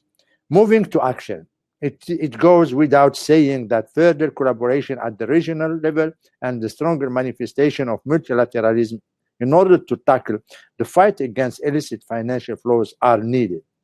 Building global solutions for such transnational issue is fundamental. Engaging women, youth, academia, and civil society in this process is also necessary. We also believe in the importance of engagement of our development partners, the UN development system, and all relevant stakeholders to support capacity building and provide technical assistance to the African relevant institutions involved in monitoring, identifying, and regulating IFFs. We welcome the momentum created in the United Nations deliberation around tackling this issue through the creation of the FACTI panel. We look forward to its final report, and we recall the importance of giving specific attention to the African case in terms of tackling illicit financial flow. Adopting an approach that puts cultural shifts and education at its heart to stop the proliferation of IFF is also fundamental. Combating corruption and fighting against the IFFs is also a matter of ethics. On a different point, we believe that our continent should engage further in conversation with private sector, especially multinational enterprises, to eliminate tax evasion and curbing tax avoidance. Finally, I would like to stress on the need to avoid silos in tackling this issue. We support looking at the solutions from development, financial, and also peace building and sustainable peace perspectives. I can't stress enough the importance of ownership and the appropriation of African countries to fight against IFFs in the African context. We have the case to give stability and development environment to our continent. I thank you very much. Thank you very much, Your Excellency. You were within the time, and I know all the permanent representatives, they know that you have to keep within the time. So, Your Excellency, the permanent representative of Algeria, our brother Soufiane Momoni, I know you will keep within the 3 minutes also.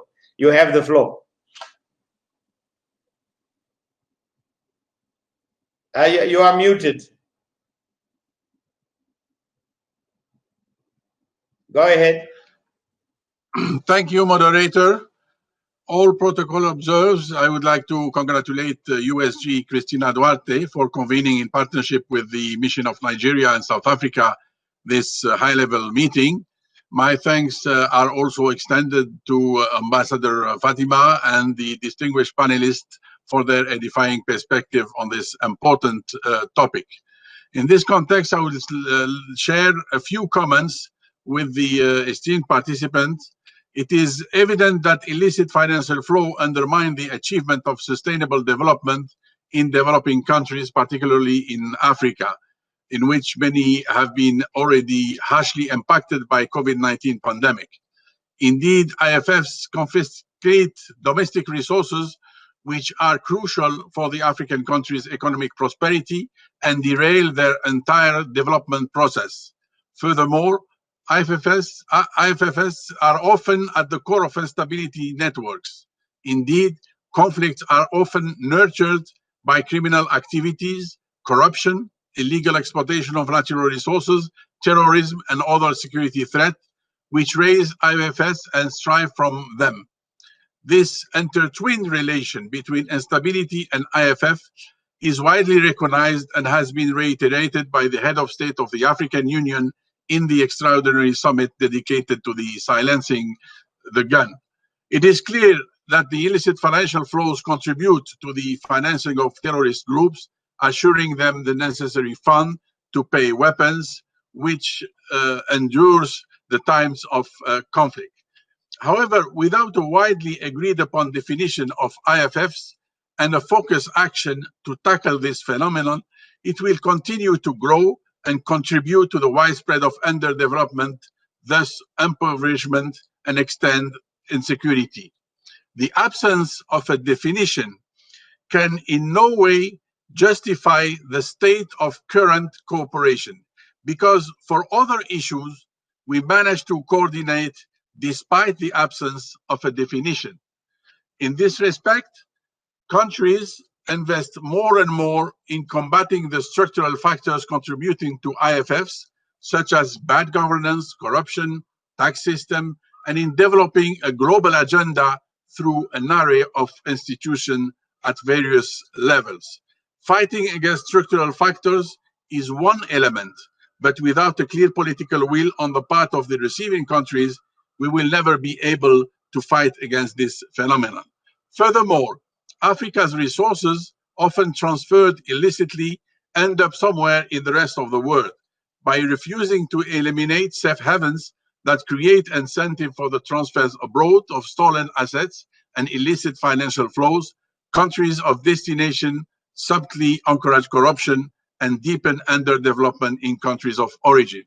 Last but not least, the slow pace of the process of recovery and return of stolen assets is of serious concern for our continent.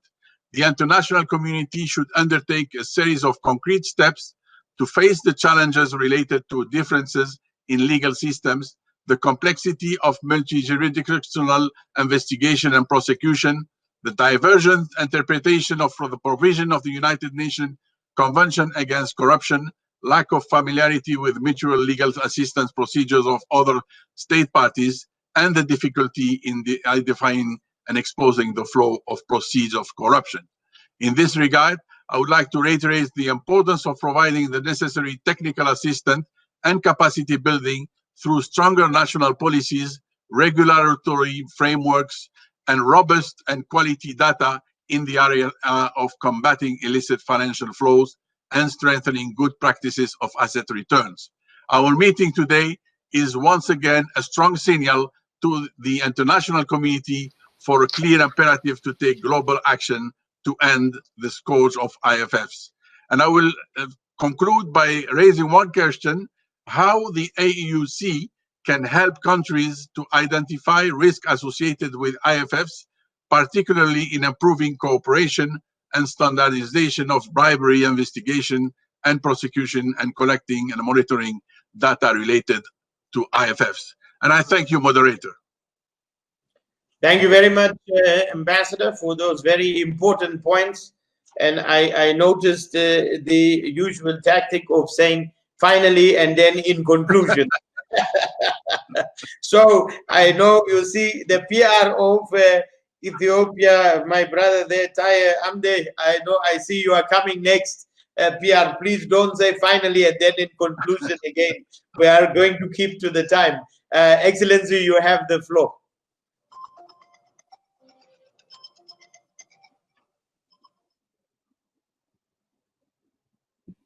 Can you hear me? Good morning. We can hear you now, please. A very good morning, moderator. Thank you very much. I'll be on time. Excellencies and all the protocol observed, I would like to express my appreciation to the United Nations Office for the Special Advisor on Africa and the Permanent Observer Mission of the African Union to the United Nations, as well as the permanent missions of South Africa and Nigeria for convening this important high-level meeting. Excellencies, illicit financial flow continue to hamper our aspiration for sustainable development and efforts to build viable institutions and democracy. IFF is chief among the set of risks and threats facing Agenda 2063 and the efforts to silence the guns in Africa.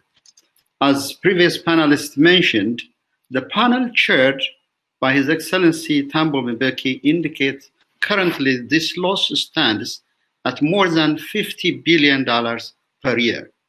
This is a grave extortion depriving Africa of the multiplier effects of the domestic use of its resources for consumption and investment. It has a direct linkage with the inadequate quality of life for our people and the attainment of development goals that are so critical to build resilience against conflict. By crippling our economy and government's tax revenue, IFF impinges on the provision of public services, including education, health, clean water, sanitation, and energy. This is the main reason Africa is not able to invest on its use and reap the dividend of its predominantly young population. In my country, illicit financial flows is about 6% of our GDP. From 1970 to 2018, we lost $16.5 billion to IFF, taking the 9th place in Africa. Most recently, we had come to face with the extreme manifestation of consequences of IFF. As you all are aware, last month, the government of Ethiopia was forced to launch a law enforcement measure against a group that ransacked public office to advance its criminal objective for nearly 3 decades. You may be wondering how this is connected with IFF. Allow me to trace the origin and provide you with some context on how we get to the current situation. The core group of TPLF used public power and office to create a network that is responsible for increasing rate of corruption, tax evasion, contraband, mass misappropriation of public funds, illegal trade practice, and illicit financial flows. Illegal hawala, particularly, which significantly blocked Ethiopian from foreign currency earning through export and remittance, was mainly run by this network.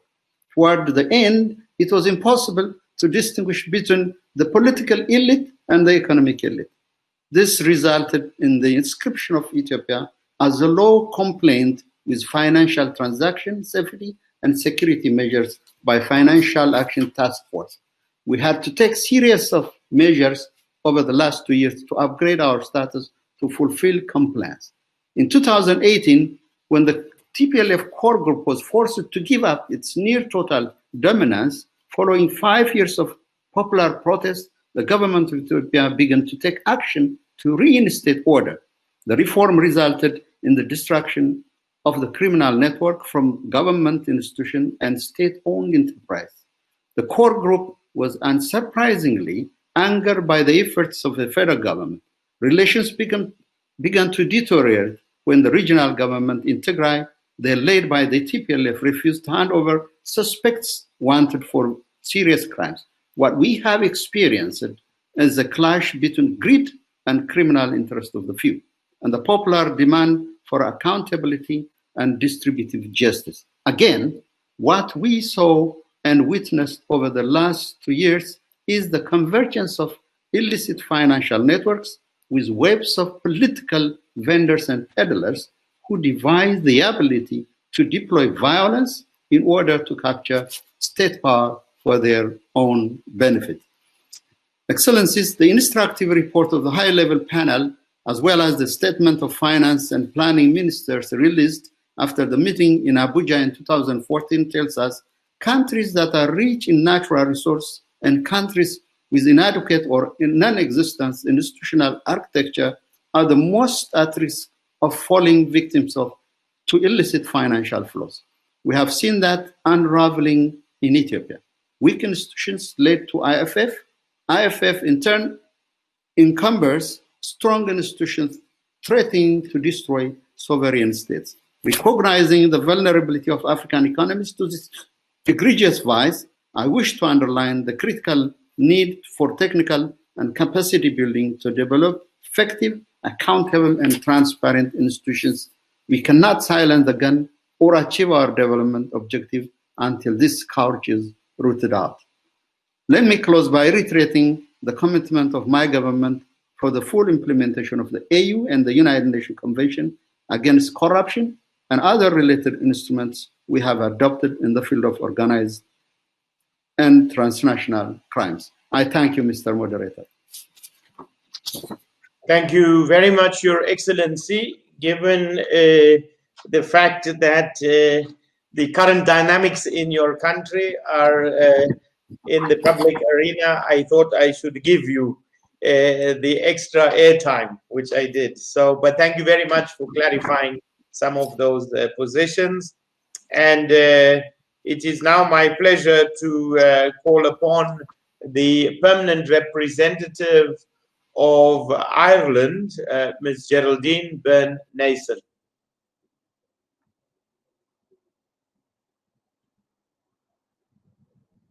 And if Ms. Geraldine Byrne-Nason is not ready to take the floor, let me then give the floor to the Deputy Permanent Representative of Italy, Mr. Stefano Stefanile. You have the floor, Your Excellency. I think you are muted.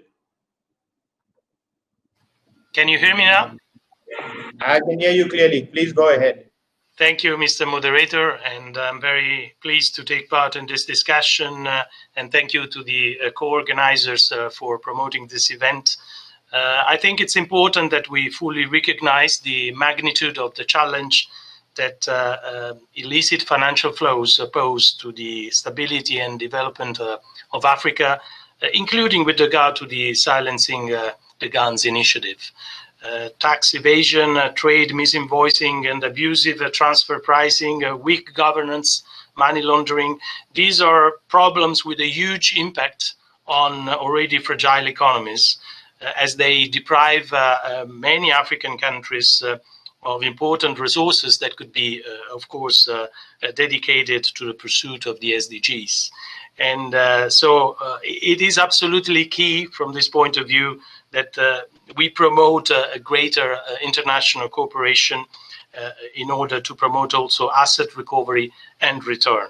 And Italy is fully on board in this. We fully support the strengthening of international cooperation in this field. We are at the forefront of all international conventions, institutions, fora that are most directly committed to this fight, from the UN Conventions Against Corruption and Transnational Organized Crime to the Financial Action Task Force, the GAFI, from the Global Forum on Asset Recovery to the OECD's Multilateral Convention on Mutual Cooperation in Tax Matters. And we adopt vis-à-vis this phenomenon a kind of comprehensive approach, which is also reflected in the annual resolution that we submit to the General Assembly through the Third Committee every year on the so-called Crime Omnibus Resolution, which was last version of it was adopted only a couple of weeks ago. And this is exactly the attempt to look at all the criminal phenomena in a holistic manner. Just yesterday, just to establish another connection, we celebrated the International Day Against Corruption, which is also an important moment to underline the need for increased cooperation in this field. And this will be one of the main priorities also of the Italian G20 presidency for next year. As partnerships are crucial in implementing the 2030 Agenda and the Agenda 2063, let me recall that Italy is working closely with a number of African countries in capacity building activities in order to strengthen the rule of law and their capacity to fight against illicit financial flows. Building sustainable and long-term partnerships is exactly the spirit with which Italy will keep strengthening its relation with Africa, and our geography, our common history, our friendship and shared destiny makes the African continent a strategic priority of our foreign policy. Let me conclude by just mentioning the fact that our Minister of Foreign Affairs and International Cooperation will present in the coming days in Rome a new policy document entitled Our Partnership with Africa, which will outline priorities and principles of Italy's action vis-à-vis the African continent. And that is a further evidence of our long-term engagement with our African friends, which will certainly remain a priority. So we stand ready to contribute to the Silencing the Guns in Africa initiative, especially in the context of the COVID-19 pandemic. Thank you very much, Mr. Moderator. Thank you very much. We look forward to that document outlining your government's approach to Africa. And I see now we are joined by Ms. Geraldine Byrne-Nason, the PR for Ireland. Congratulations, firstly, to getting into the Security Council next year.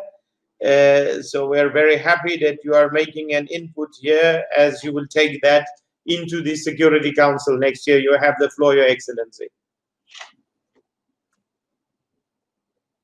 I think you are muted. Thank you very much indeed, Mr. Chairman. You can hear me now. Thank you. Go ahead.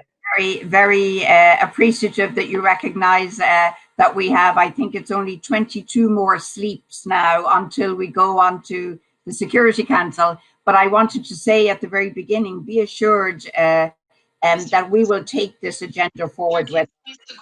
I've been listening to the discussion this morning. There are some fundamental deep issues we're hearing about today that impact on the future. Let me just ask all of the speakers and participants to please mute themselves, otherwise there is interference when the speaker is speaking. Go ahead, Your Excellency. So we will bring this important issue with us and many of the messages we've heard this morning. You know, the 2020 focus on silencing the guns, creating conducive conditions for Africa's development, really, like so much we've done elsewhere in the UN this year, has at the heart of it the new challenges. Unfortunately, just as we thought we were reaching some understanding of how we make our way through, we have the COVID challenge. Therefore, absolutely delighted that we've had the discussion. Look, first to say to you, we welcome the progress that we have made. We see, as I said already to you, this is a critical mission for Africa and the future of the people, and particularly the next generations in Africa. So we think it's not just timely, but worth our time and investment. The deepening relationships we're seeing around this issue between the African Union and the UN, also critical to our capacity to deliver. And here I would also like to underline that the relationship between the African Union and the European Union, Ireland, a proud EU member state, we also see supporting, importantly, this work. I want to applaud the recent advances, particularly in the efforts to curb the spread of small arms and light weapons. There's important work that the Mediation Support Group has done, the Special Envoys, the Panel of the Wise. All of this work is underwriting what we see as an important mission. Of course, the facts tell us why we need this mission. The tragedy now is that Africa is losing a staggering $88.6 billion annually in illicit capital flight. I mean, that figure is not just a number. We know that it represents an appalling opportunity cost in all the aspects of development, peace and security, really what we should all be about here. We're seeing in many of Africa's countries, many developing countries, inefficient tax administrations and weak tax policies which just limit revenues as they struggle to avoid the tax avoidance that weakens the overall system. So Ireland knows that effective and fair tax systems really offer basic critical building blocks for increased economic growth and for doing what we all want to do collectively, which is to lift people out of poverty. And certainly we see them as mission critical for delivering on the SDGs. We in Ireland have developed a special Africa Tax Administration Forum built right into the heart of our own development cooperation. And we're working with the OECD's Tax Development Programme. And we see that both the work we're doing in Ireland and the OECD also is putting that sort of assistance to tax administrations. Irish people are very pragmatic and very concrete. We know many tax administrations need technical assistance and learning how to work on automatic information exchange. It's not so long ago, many of the rest of us on the screen here were also grappling with our own systems, learning how to introduce automatic exchange of information, country by country reporting. These can actually help combat tax avoidance and illicit flows, and we're ready to support that.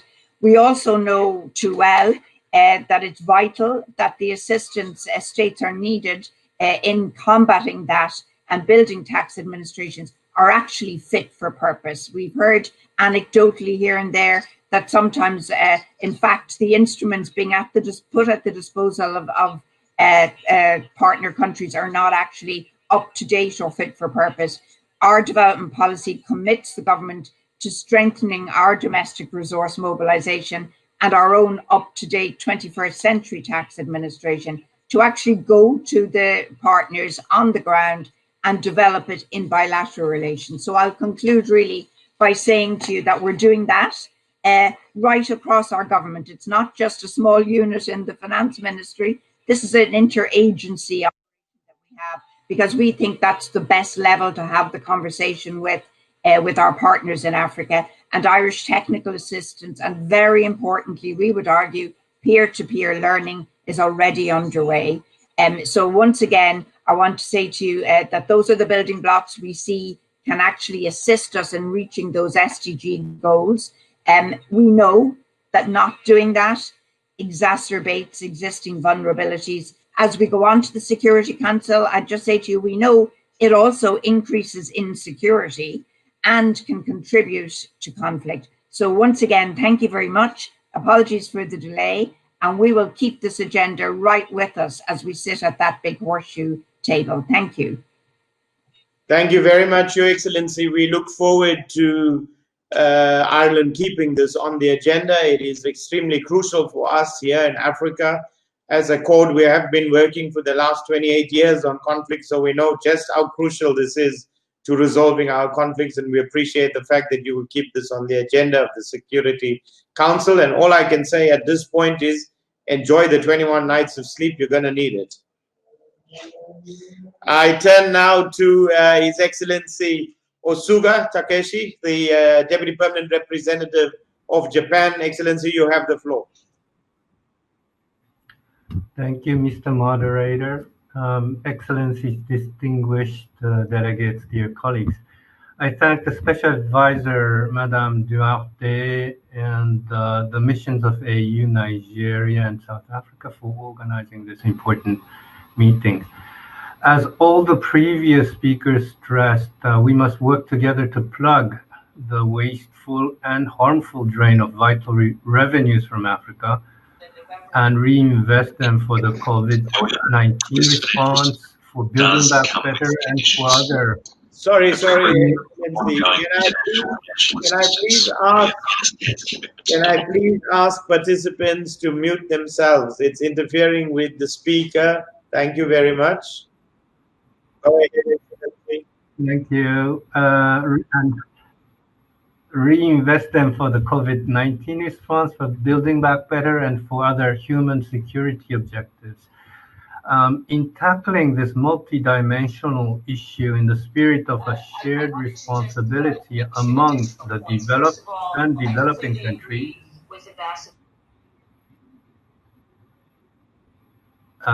it's not me who's speaking. Thank you, Your Excellency. I'm not sure who has got their mic on. Go ahead, Your Excellency. Yeah, in tackling the multidimensional issue in the spirit of shared responsibility among the developed and developing countries, we need to be clear on our common strategic directions and priorities. I wish to make 3 points in this regard. First, we must implement global and regional legal instruments, including the United Nations Conventions Against Corruption and the African Convention on Preventing and Combating Corruption, as well as the relevant Security Council resolutions in a more strict and coherent manner. Second, we must strengthen capabilities of relevant national institutions, including judicial, administrative, and legislative systems, as well as legal and regulatory frameworks. Japan supports those locally owned efforts for capacity and institution building through technical assistance and trainings under the new approach for peace and stability in Africa, or what we call NAPSA initiative, announced during the TICAD 7 last year in Yokohama. Third, we stand ready to support African-led initiatives aimed at monitoring and helping countries address IFFs. The African Peer Review Mechanism, APRM, along with AUDA NEPAD, might potentially play a greater role in this respect, as recommended by the high-level panel report by the AU UNECA in March this year. In concluding, let me reiterate Japan's unwavering support in this field. The UN Convention Against Transnational Organized Crime and its protocols continue to be one of the most important bases for international cooperation in combating organized crimes. The 14th UN Congress on Crime Prevention and Criminal Justice will take place in Kyoto in March 2021 under a virtual and in-person hybrid format. We look forward to see widest possible African participation to the Kyoto Congress. Thank you very much. Thank you very much, Your Excellency, for Japan's continued commitment to our continent. Let me say at this point, we have over 160 participants, and I know a number of them have been posting questions. We will put up some of your questions shortly, but I want to encourage you to continue, and we will have an interactive discussion. So we will give you an opportunity to make a point. You can make your point in a minute or two after we have had given an opportunity to the representatives of the various governments to make their input. And it is now my pleasure to call upon Ambassador Naimi, the permanent representative of Afghanistan. You have the floor.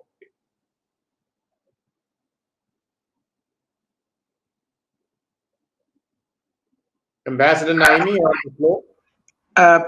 Thank you. Thank you very much, Mr. Chairman, for giving me the floor. Absolutely, I would be very brief. Let me first thank you for organizing this meeting. This issue is very critical and it's very important. I would like to highlight one point. This is not just important for the African region. To be honest, I was listening to the speakers to the dignities, to the ministers, to the presenters, there is really big similarities in the issues and challenges between the regions. And a lot of countries are facing not only one challenge, several challenges are in the same way, in the same formats, which needs the same treatment. I don't want to take the time, just I would like to highlight 3 points, or I may say a couple of points. Number one, looking to the challenges.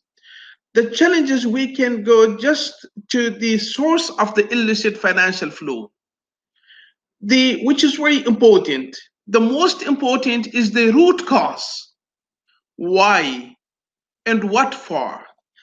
This is not only the issue of personal interest. It is much beyond the personal interest. Many other issues are involved if you look to the root cause of the illicit financial flow. The most important is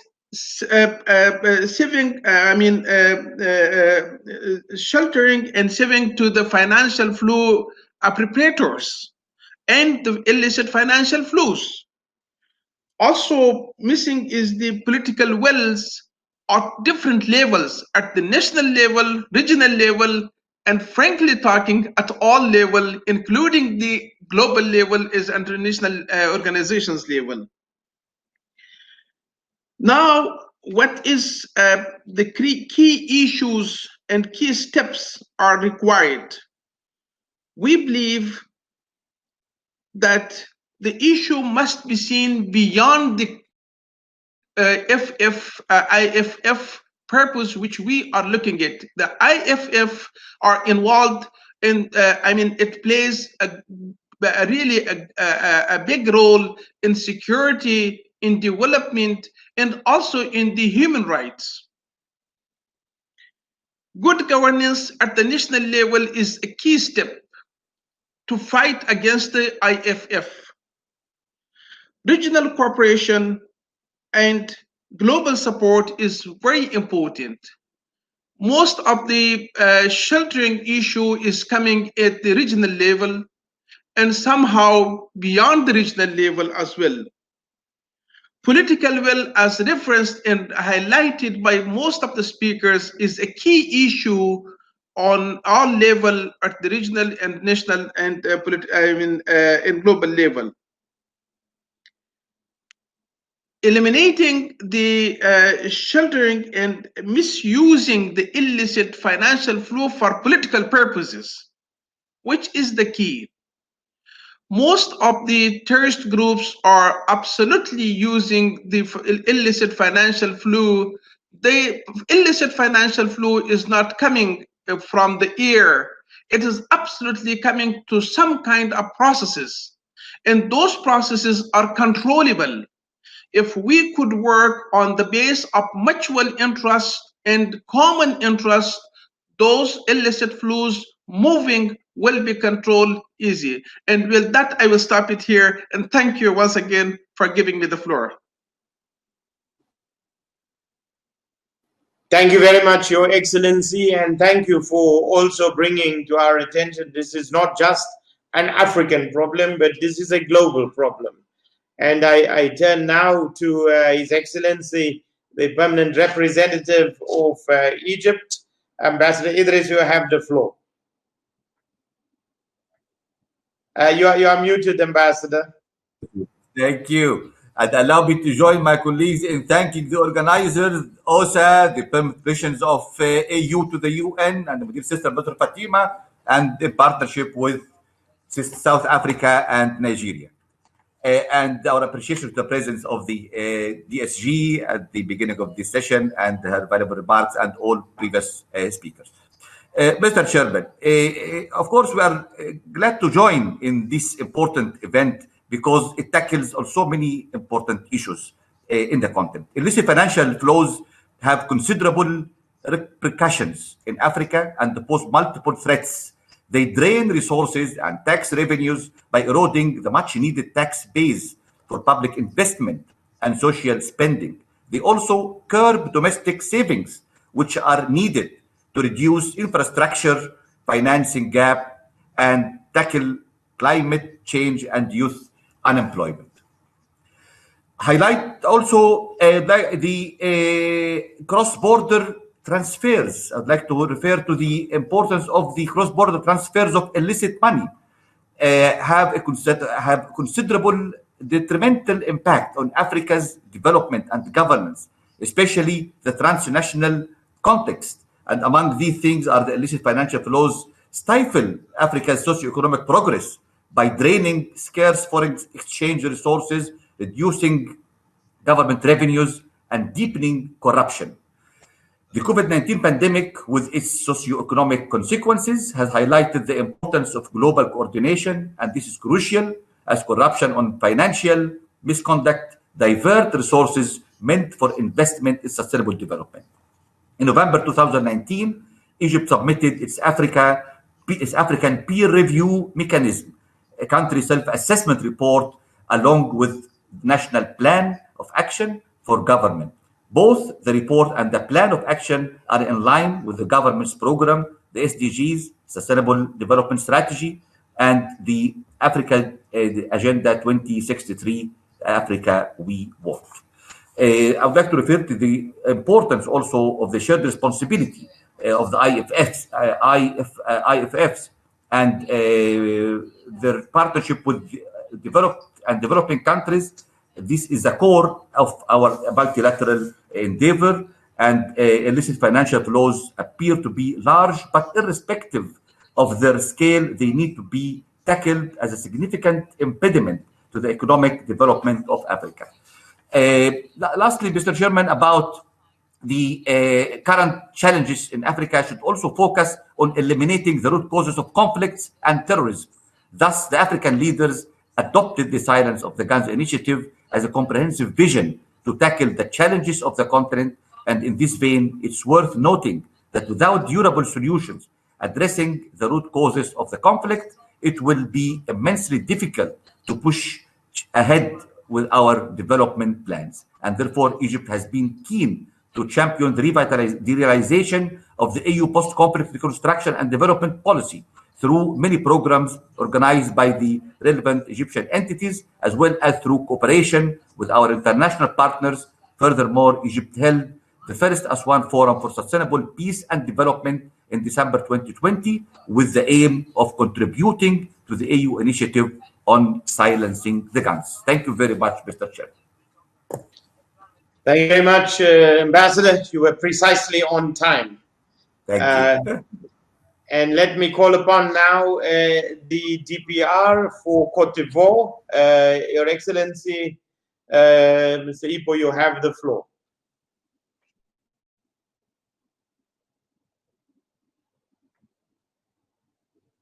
Merci, monsieur le modérateur. Vous m'entendez? Excellences, mesdames et messieurs, la Côte d'Ivoire tient tout d'abord à remercier le bureau du Conseil spécial pour l'Afrique, la mission d'observation de l'Union africaine ainsi que les représentations permanentes de l'Afrique du Sud et du Nigeria. L'initiative de cette réunion est une thématique d'une pertinence indéniable pour le continent africain. Les flux financiers illicites sapent en effet les efforts visant à accroître la mobilisation des ressources internes en Afrique, qui entravent les investissements et engendrent une dégradation des indicateurs sociaux, en particulier ceux liés à la pauvreté et aux inégalités. Phénomène en constante évolution sur le continent est dû entre autres à la corruption, à la criminalité organisée et au terrorisme. Les flux financiers illicites constituent d'importants facteurs de fragilité et d'insécurité dans nos États. Ils contribuent à alimenter les conflits en Afrique, où ils se révèlent être désormais l'un des défis majeurs à la stabilité et au développement. Aussi est-il plus que jamais impérieux d'agir à travers le renforcement de la coopération internationale et des partenariats multilatéraux afin de lutter efficacement contre les flux financiers illicites. C'est pourquoi l'organisation de cette rencontre, avec l'implication des Nations Unies, en vue notamment d'examiner les modalités d'une meilleure coordination des partenaires pour des solutions plus adaptées, est une initiative importante qui suscite de l'espoir. Consciente de cette urgente nécessité, la Côte d'Ivoire a toujours œuvré en faveur d'une mutualisation et d'une coordination des moyens d'action. C'est le sens de son adhésion à plusieurs instruments juridiques universels telles que la Convention internationale pour la répression du financement du terrorisme de 1999, la Convention des Nations Unies contre la criminalité transnationale organisée de 2000 et ses 3 protocoles, ainsi que la Convention des Nations Unies contre la corruption de 2003. Dans la même veine, mon pays a établi des partenariats avec plusieurs entités des Nations Unies en charge de cette problématique, notamment l'ONUDC, qui apporte un précieux appui aux instances nationales de coordination des actions de lutte contre la criminalité organisée. Ce soutien a permis, dans le cadre de l'initiative pour la côte de l'Afrique de l'Ouest, la mise en place de l'unité ivoirienne de lutte contre la criminalité organisée. Au niveau de la sous-région ouest-africaine, la Côte d'Ivoire entretient une étroite coopération avec les autres pays de la CEDEAO au sein du groupe international d'action contre le blanchiment d'argent en Afrique de l'Ouest. Par ailleurs, conformément à ses obligations internationales, en l'occurrence les recommandations du groupe d'action financière, la Côte d'Ivoire a mis en place en 2006 la cellule nationale de traitement des informations financières chargée de la lutte contre les circuits financiers clandestins, le blanchiment d'argent et le financement du terrorisme.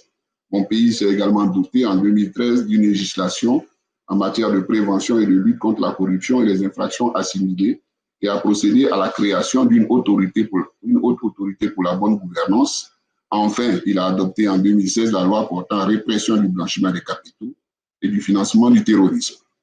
En conclusion, je voudrais formuler l'ardent souhait que l'événement de ce jour contribue efficacement à la mobilisation de partenariats renouvelés et renforcés autour de la lutte contre les flux financiers illicites et leurs effets en Afrique, en vue de la réalisation de notre ambition commune de faire définitivement taire les armes sur le continent. Je vous remercie.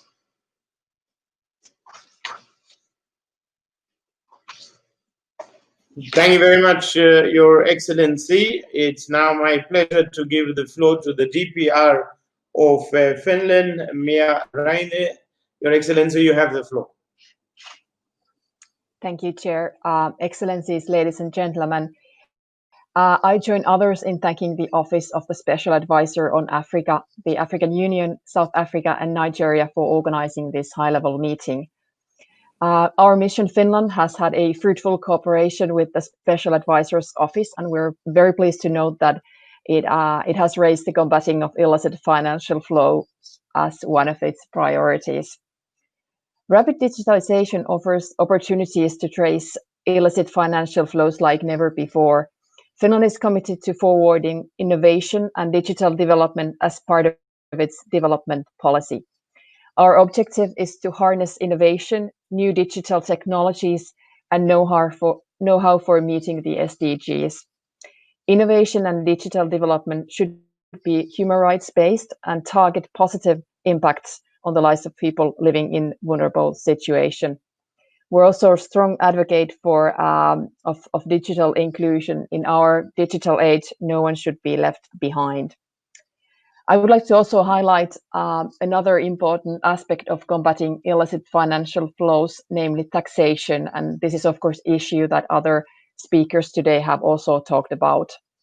As UNCTAD has estimated, curbing illicit financial flows as part of a wider effort to improve tax collection could raise tax revenue in African countries by alone an additional $110 billion a year. The government of Finland is committed to combating and hindering the operation of tax havens. In Finland, the taxes paid by every individual and every company are public information, and companies in which the state has a controlling interest report their tax footprint in each country they operate as a means to demonstrate their corporate responsibility. On the basis of our national experience, we are also convinced that the development of effective domestic taxation capacities and redistribution of tax revenues through better education, healthcare, and social protection for all citizens can be an effective strategy for silencing the guns. Taxation for development is also one of the priority themes in our development cooperation. We support the strengthening of taxation capacity in Africa and Africa's voice in global negotiation on taxation and illicit financial flows. We see this of crucial importance. Finland is already supporting several African partners working on this issue. One of them is the African Tax Administration Forum, ATAF, which is the umbrella organization of African tax administrations. Another partner is the Tax Justice Network Africa, which is the leading network of African civil society organization, women and youth organization, as well as environmental and extractive transparency advocates. And this cooperation with our African partners has been very valuable and encouraging, and we look forward continuing it. Thank you. Thank you very much, Your Excellency. It's now my pleasure to give the floor to the DPR of Brazil, His Excellency Mr. João Filho. You have the floor. Thank you very much, Mr. Moderator. Thank you. Brazil is thankful to the Office of the Special Advisor on Africa and the missions of Nigeria and South Africa for organizing this important and timely debate. We also thank our moderator and the other panelists for their insightful reflections. Allow me to take this opportunity to reiterate Brazil's determination to continue to be a strategic partner of African development. The relations between Brazil and its African partners benefit greatly from strong human and economic connections, as well as from a shared cultural heritage. Throughout the years, we have also developed important cooperation ties with African partners based on shared values such as our sovereignty and national ownership. During the COVID-19 pandemic, we also strengthened our cooperation with the African Union. On the international scene, Brazil has been supporting the establishment of international partnerships that aim to contribute to African development, including that between the United Nations and the African Union. Brazil has always been a long-standing advocate for African ownership and leadership in mapping out how to deal with the most important political and security issues in the continent, as well as in defining peace and development priorities. In this sense, I salute the realization of periodic joint meetings between political bodies from the African Union and the United Nations, such as the Security Council and the Peacebuilding Commission. We appreciate learning more about African views on the importance of addressing illicit financial flows in the context of the Silencing the Guns initiative. We have acknowledged that IFFs represent a pressing challenge ever since the publication of the report of the high-level panel on illicit financial flows from Africa, chaired by the former president of South Africa, Thabo Mbeki. It is disheartening to verify that sustainable solution for this challenge remains to be found. While precious resources that could be contributing to African development continue to be drained by criminal activities such as tax evasion, smuggling, bribery, and corruption. The link between the illegal exploitation of natural resources and armed violence also merits further consideration. In the case of the Great Lakes region, for instance, there are abounding reports of the armed groups financing their activities by illegally extracting and trafficking precious resources. In this regard, we welcome the fact that since 2019, the mandate of MONUSCO has incorporated the task to support national institution and capacity building efforts in connection with this issue. To conclude, allow me to reiterate our confidence in the ability of African nations to realize their just aspirations for peace and development. Africa is a continent endowed with an infinite abundance of resources, both natural and human. The African peoples deserve to see the resources of the continent being employed to the benefit of the African development. Thank you very much, Mr. Moderator. Thank you. Thank you very much, Your Excellency. may I give the floor now to the PR of Portugal, Her Excellency Francisco Lopez. You have the floor.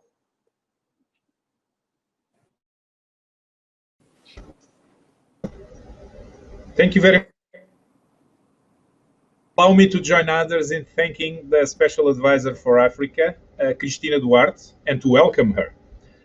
Also the African Union, as well as Nigeria and South Africa, for convening today's meeting. The timing and the subject could not be more relevant.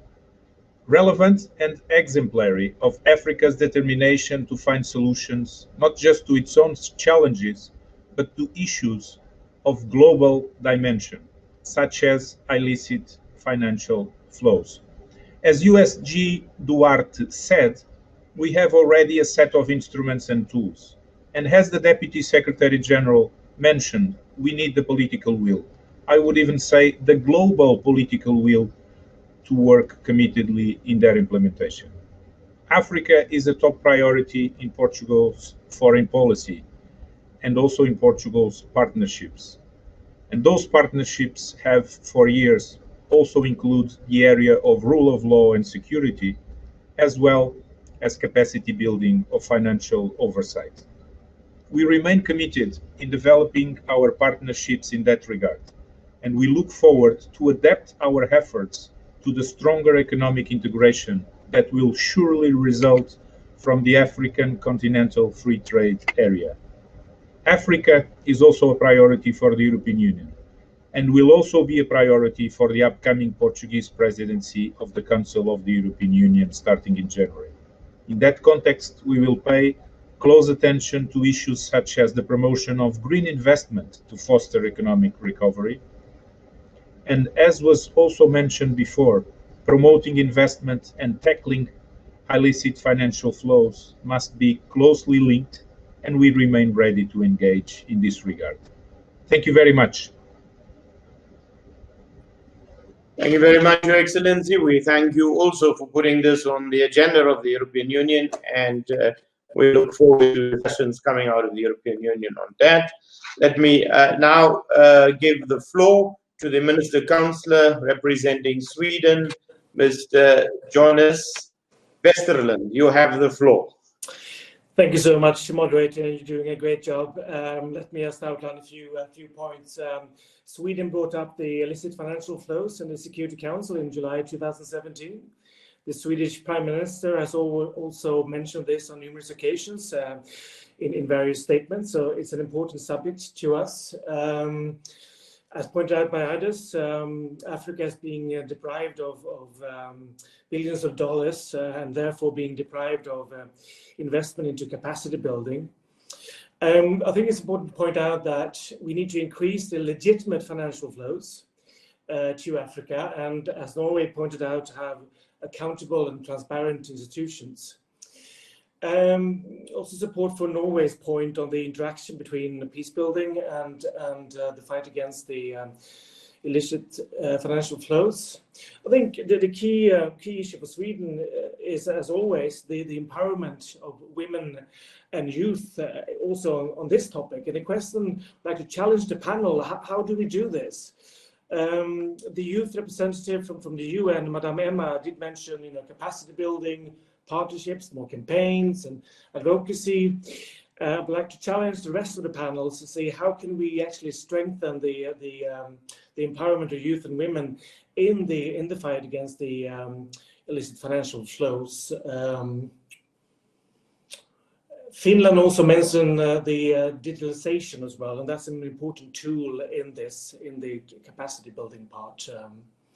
But once again, moderator, I'd like to challenge the panel, if we have time, to see if they can come up with any sort of concrete suggestions on how we can empower women and girls in the fight against illicit financial flows. Thank you so much. Thank you very much, Jonas. And I think that is a good challenge, because this is a matter that has been raised also. And I think you're raising it in a very important context. How should we involve women and girls in preventing illicit financial flows? Because the impact, of course, as we know, is quite devastating on the population generally, but specifically on women and girls also. So I think this is, and I'm going to open the floor now because there were a few questions, and I hope, Jonas, they will answer your question also. So I know that Lasana Ouattara, you had a question earlier on. So Lasana, if you are still here, I'm going to give you the floor. And for those who are taking the floor, you know, please stick to the topic. The topic is illicit financial flows and its impact on conflict. So if you can confine yourself to that, and please make your inputs very short. If it's a comment, if it's a question, keep it short also. I will give you at least a minute and a half to ask your question or make a comment. Lasana Ouattara, you have the floor.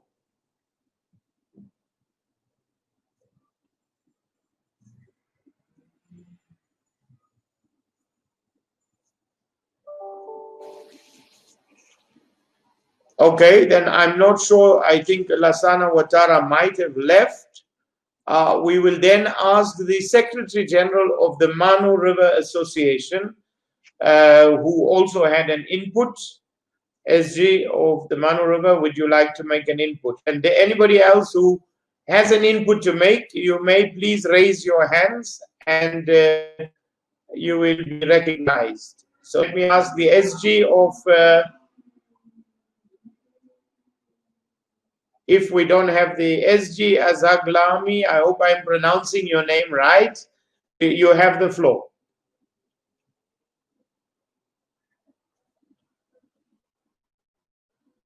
In Accra as well as in last time in Djibouti. So this is to remind you. But anyhow, my question is about this concept of democratic corruption, which is involved all over the world. And I think if we talk about this, we have to find out who are the corrupted and who are the corruptor. This is exactly what is going on. If there was no corruptor, it won't be people in Africa being corrupted. And I think I'm taking the example of Algeria, for instance. Those who have been part of the corrupted in Algeria, most of their money now are in Europe. So why France, for instance, or Switzerland, or any European country don't help Algeria to get back their money? Thank you very much. You are very correct, my brother. We are also, this is why we are saying there must be mutual accountability in this case of illicit financial flows, because it's not a one-way street, it's a two-way street. And I think this is why we are very appreciative that this was not just the African governments who have come to make statements today, but we have many of our friends in Europe and elsewhere who came to make their inputs and give their commitments to dealing with this, because apart from helping us, they also have to deal with this in their own countries. So thank you very much for your input. Let me now see. Daniel, do we have anybody else who's raised their hands? There was Boniface, I saw just now. Boniface, are you still there? Lasana Ouattara, I see you. Chairperson, Africa Solidarity Center, Ireland. You want to take the floor?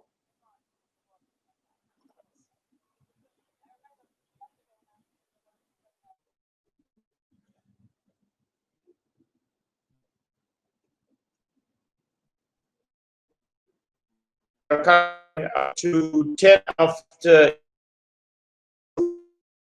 finish at 11:30, Daniel. I will give people who have an input. If there is one or two more inputs, I'm happy to take that, Daniel.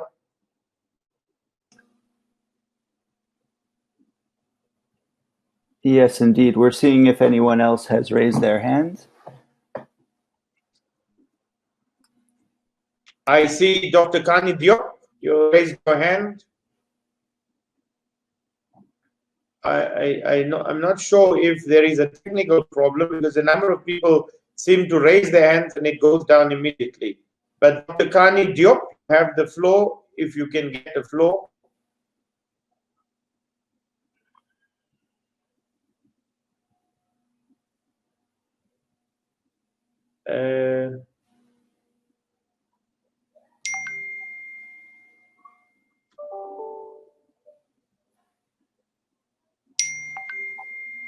So I don't see any more hands right now, Daniel. So I am going to summarize very briefly where we are.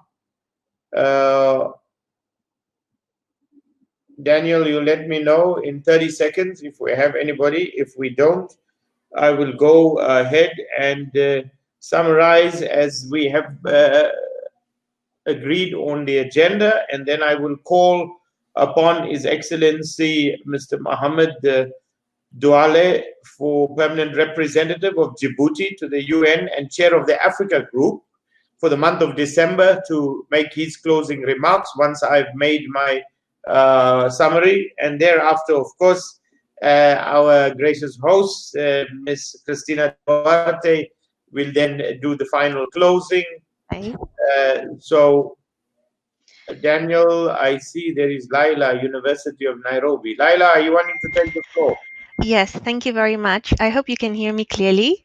Very clearly. Go ahead. Thank you very much. I really am appreciative of the dialogue that's taking place here today, because you're addressing one of the key fundamental issues that really corrodes Africa's development.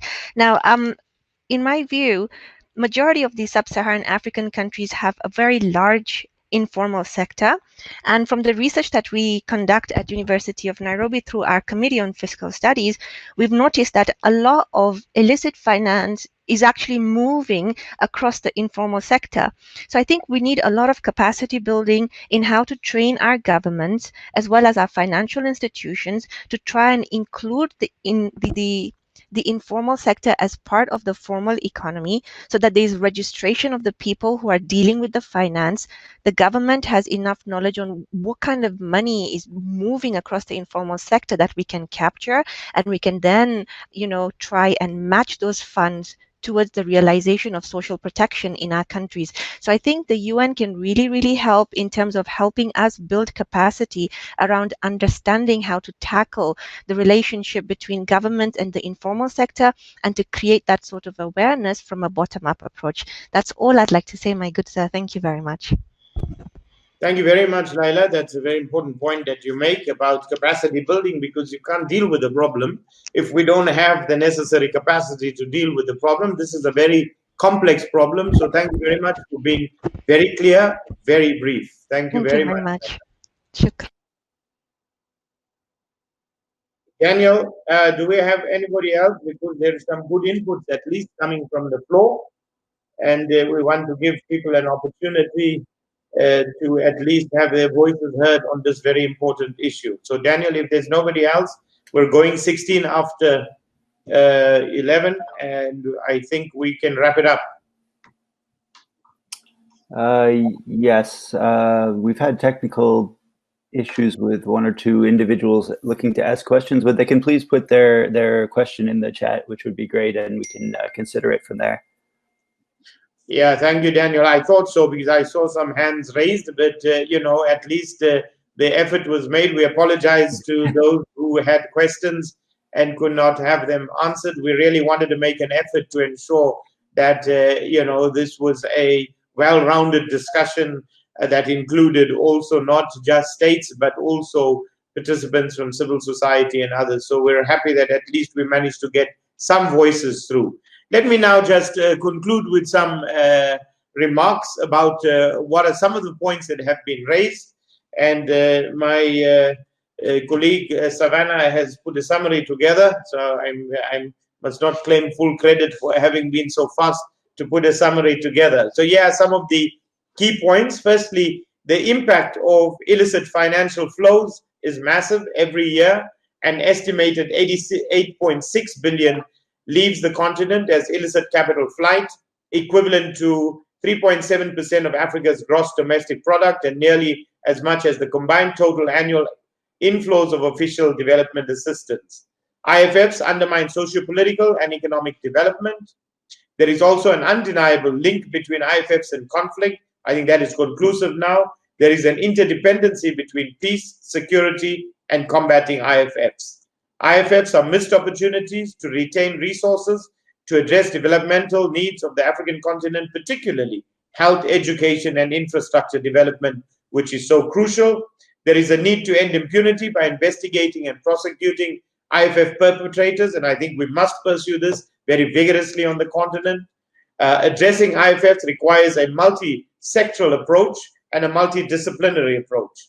And IFFs are high on the AU and African agenda, but needs international cooperation and partnership, as ending IFFs is a global collective responsibility. And addressing IFFs is most important now, given the need to rebuild after COVID-19 and to combat the rise of insurgencies and criminal syndicates. We therefore need cooperation at the multilateral level, globally, continentally, regionally, and at a country level. We also need cooperation between state and non-state actors, and we need intergenerational cooperation if we are going to deal with the scourge of illicit financial flows. Let me say in concluding then that we as an organization, Accord, we have been working very closely with OSA and with the AU Representative's Office in New York, as well as other agencies of the UN and the African Union, the regional organizations, over the last 28 years to deal with the scourge of conflicts in our continent, which has been devastating for our people, and we worry about the future generations on our continent. So we're very, very pleased that both the Office of the Special Advisor on Africa as well as the AU Representative Office at the UN have both taken this opportunity to engage with all of us on what is now a very, very important issue. And I hope that this issue will remain on the agenda for the incoming non-permanent members, as well as the permanent members of the UN Security Council, as well as all of us who are seized with the challenges that conflicts bring to us on the continent, that we will prioritize this issue and make sure that we give it the kind of attention that it requires. So thank you very much to both the Undersecretary General of the Office of the Special Advisor on Africa and the Undersecretary General Permanent Observer of the African Union to the United Nations, as well as the DSG for giving their inputs today and for convening this. It's now my pleasure to give the floor to His Excellency, the Permanent Representative of Djibouti. My brother, you have the floor.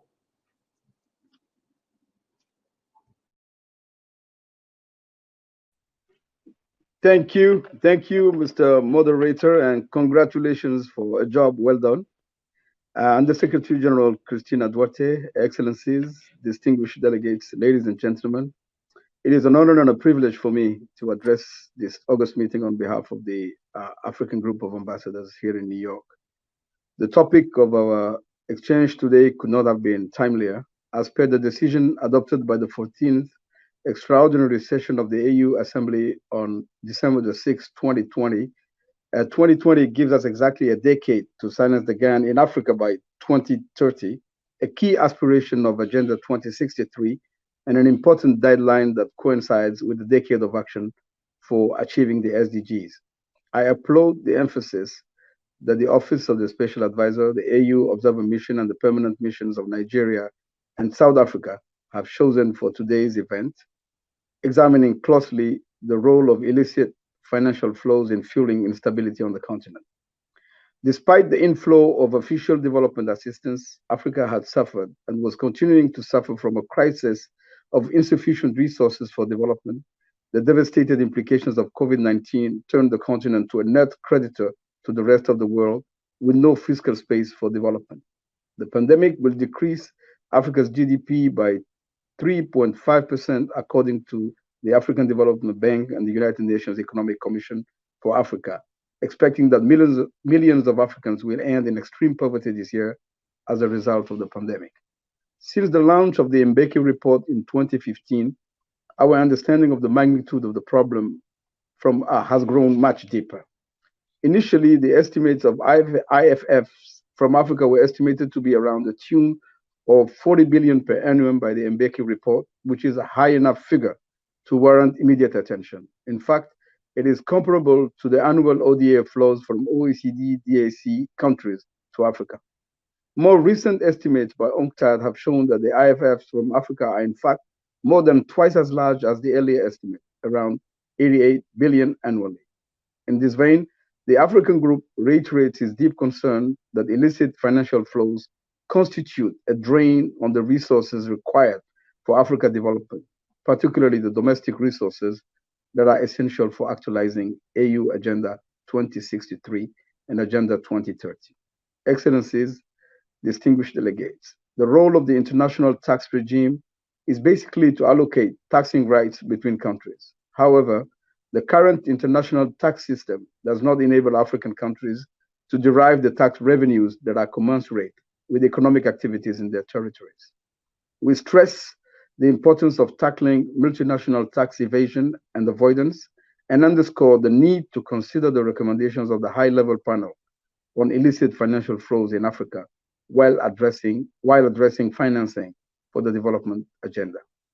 We emphasize the need also to globally harmonize the process of assets return and recovery. The Common African Position on Asset Recovery, adopted by the AU Summit in February 2020, is centered on 5 pillars to ensure that the end-to-end process is understood and attended to in a pointed fashion. These pillars are detection and identification of these assets, recovery and return, management of assets, cooperation and partnership, and cross-cutting issues. We emphasize that the Common African Position on Asset Recovery is an important instrument of the implementation to facilitate the litigation process for the recovery and return of African assets parked abroad. Given the increasing importance of the digital sector for the global and national economies, we underscore the need for the appropriate infrastructure and capacity building in Africa to deal with all of those issues which remain challenging. It is only through international cooperation that we can deal with illicit financial flows issues, including trade misinvoicing, transfer pricing, tax evasion, tax avoidance, tax havens, as well as asset recovery. We need to ensure that the commercial entities working in Africa actually observe principles of accountability, integrity, and transparency. Excellencies, distinguished colleagues, whilst the continent has been dealing with complex challenges ranging from socio-economic ones to those related to peace and security and everything in between, it has been hit by the COVID-19 pandemic, which exacerbated the situation on the ground markedly. The COVID-19 pandemic has not only slowed down the process to silence the guns in Africa, but has also added many more challenges. I would like to take this opportunity to thank the Secretary General for his call for a global ceasefire, while the international community is redoubling its effort to stem the spread of the disease and deal with the impact of the pandemic. The Silencing the Guns initiative is a complex and multifaceted issue. It is underpinned not only by the obvious peace and security issues, but also by broader socio-economic and environmental issues that constitute the 3 pillars of sustainable development. As the international community is dealing with a still unfolding global health crisis, which dampens and puts at risk the hard-fought development gains of the past couple of decades, the concept of building back better becomes more important than ever before. In this context, building back better means closing the gaping holes of illicit financial flows from the continent, investing the continent's own scarce resource where they will make the most difference, in other words, right here in Africa, promoting African solutions to Africa's problems, creating jobs and opportunities to Africa's vibrant population, especially the youth and women, and ensuring that the continent's prosperity is distributed equitably so that the root causes of future conflict are stemmed from the beginning. Last but not least, building back better also requires a much stronger emphasis on the basics, education and the health care sector. In terms of normative frameworks and clear goals, we have everything that we need. Our roadmap is encapsulated in the twin agendas, Agenda 2063 and 2030 Agenda for Sustainable Development. We also have the African Peace and Security Architecture and the African Governance Architecture, which guide member states as well as the RECs in their effort to consolidate governance, prevent, manage and resolve conflict, and undertake post-conflict stabilization, reconstruction, and development. Stemming illicit financial flows from Africa and redirecting them home to be invested in planting the seeds of a more prosperous and equitable Africa will be the first step in a long journey of building back better. Excellencies, distinguished colleagues, silencing the guns and addressing IFFs are complex challenges that require multi-pronged approach given the interlinkages on the issues related to peace, security, development, governance, human rights, and humanitarian response. Africa calls on the international community as well as the UN to increase support to Africa's effort to eliminate the underlying conditions of violence on the continent by engaging in fair trade and helping to stem illicit financial flows in Africa. I thank the organizers once again for the invitation and commend all panelists and participants for their crucial contributions to this important and timely event. I look forward to future engagement on these key issues as we strive to make peace a reality for all Africans. Thank you, Mr. Moderator. Ambassador Duale, thank you very much for that speech, and good luck with chairing the Africa Group for December. Ladies and gentlemen, Excellencies, the Undersecretary General for OSA, Cristina Duarte, had to attend to some urgent business, and I know that now I see my long-standing friend, Tamrat Samuel, the ASG, Assistant Secretary General for OSA, is here to make some concluding remarks. And we are going to give the final word to the Undersecretary General, the permanent observer of the African Union to the United Nations, our sister Fatima Mohammed, to have the final say on this very important subject. Tamrat, you have the floor. Thank you, Vasu. Excellencies, distinguished delegates, ladies and gentlemen, I'm, as Vasu said, I'm making these brief closing remarks on behalf of Ms. Cristina Duarte, Special Advisor on Africa, who had to attend to some pressing business, unfortunately, and could not be with us at this point. So on behalf of the Office of the Special Advisor on Africa and our co-organizers, namely the African Union Observer Mission to the United Nations, the Permanent Mission of South Africa, who was the current chair of the African Union, and the Permanent Mission of Nigeria, the AU champion for the fight against corruption, it is my honor to say a few words and conclude this high-level event.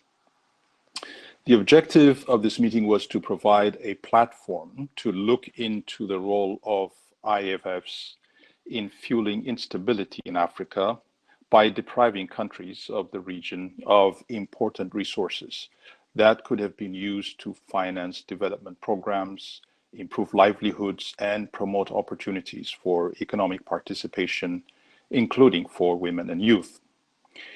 In today's discussions, the security dimension of IFFs has been extensively examined by the participants.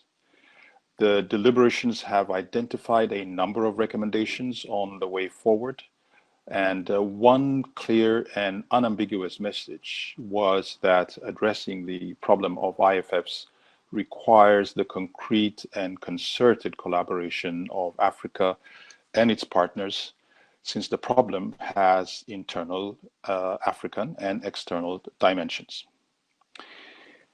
The high level of participation today is a clear testament to the timeliness and crucial importance of this topic. We hope you have found the discussion informative. The hope is also that the meeting was not only thought-provoking, but also action-producing. In preparation for the event, we made an explicit decision to choose the platform that would allow us to maximize participation and also the facility of interpretation in two languages. We have also reached a wider audience through the webcast of the UN website. And so this has been very good participation, and we're very happy with that. At a time of COVID-19 lockdowns and almost universal fatigue with virtual events that we're all facing, this level of enthusiasm speaks volumes about the importance of the IFFs and their role in Africa, and the urgency that is attached to the need to find solutions. I would like to thank all our participants for their commitment to Africa's development and peace and security, and their contribution to this discussion today.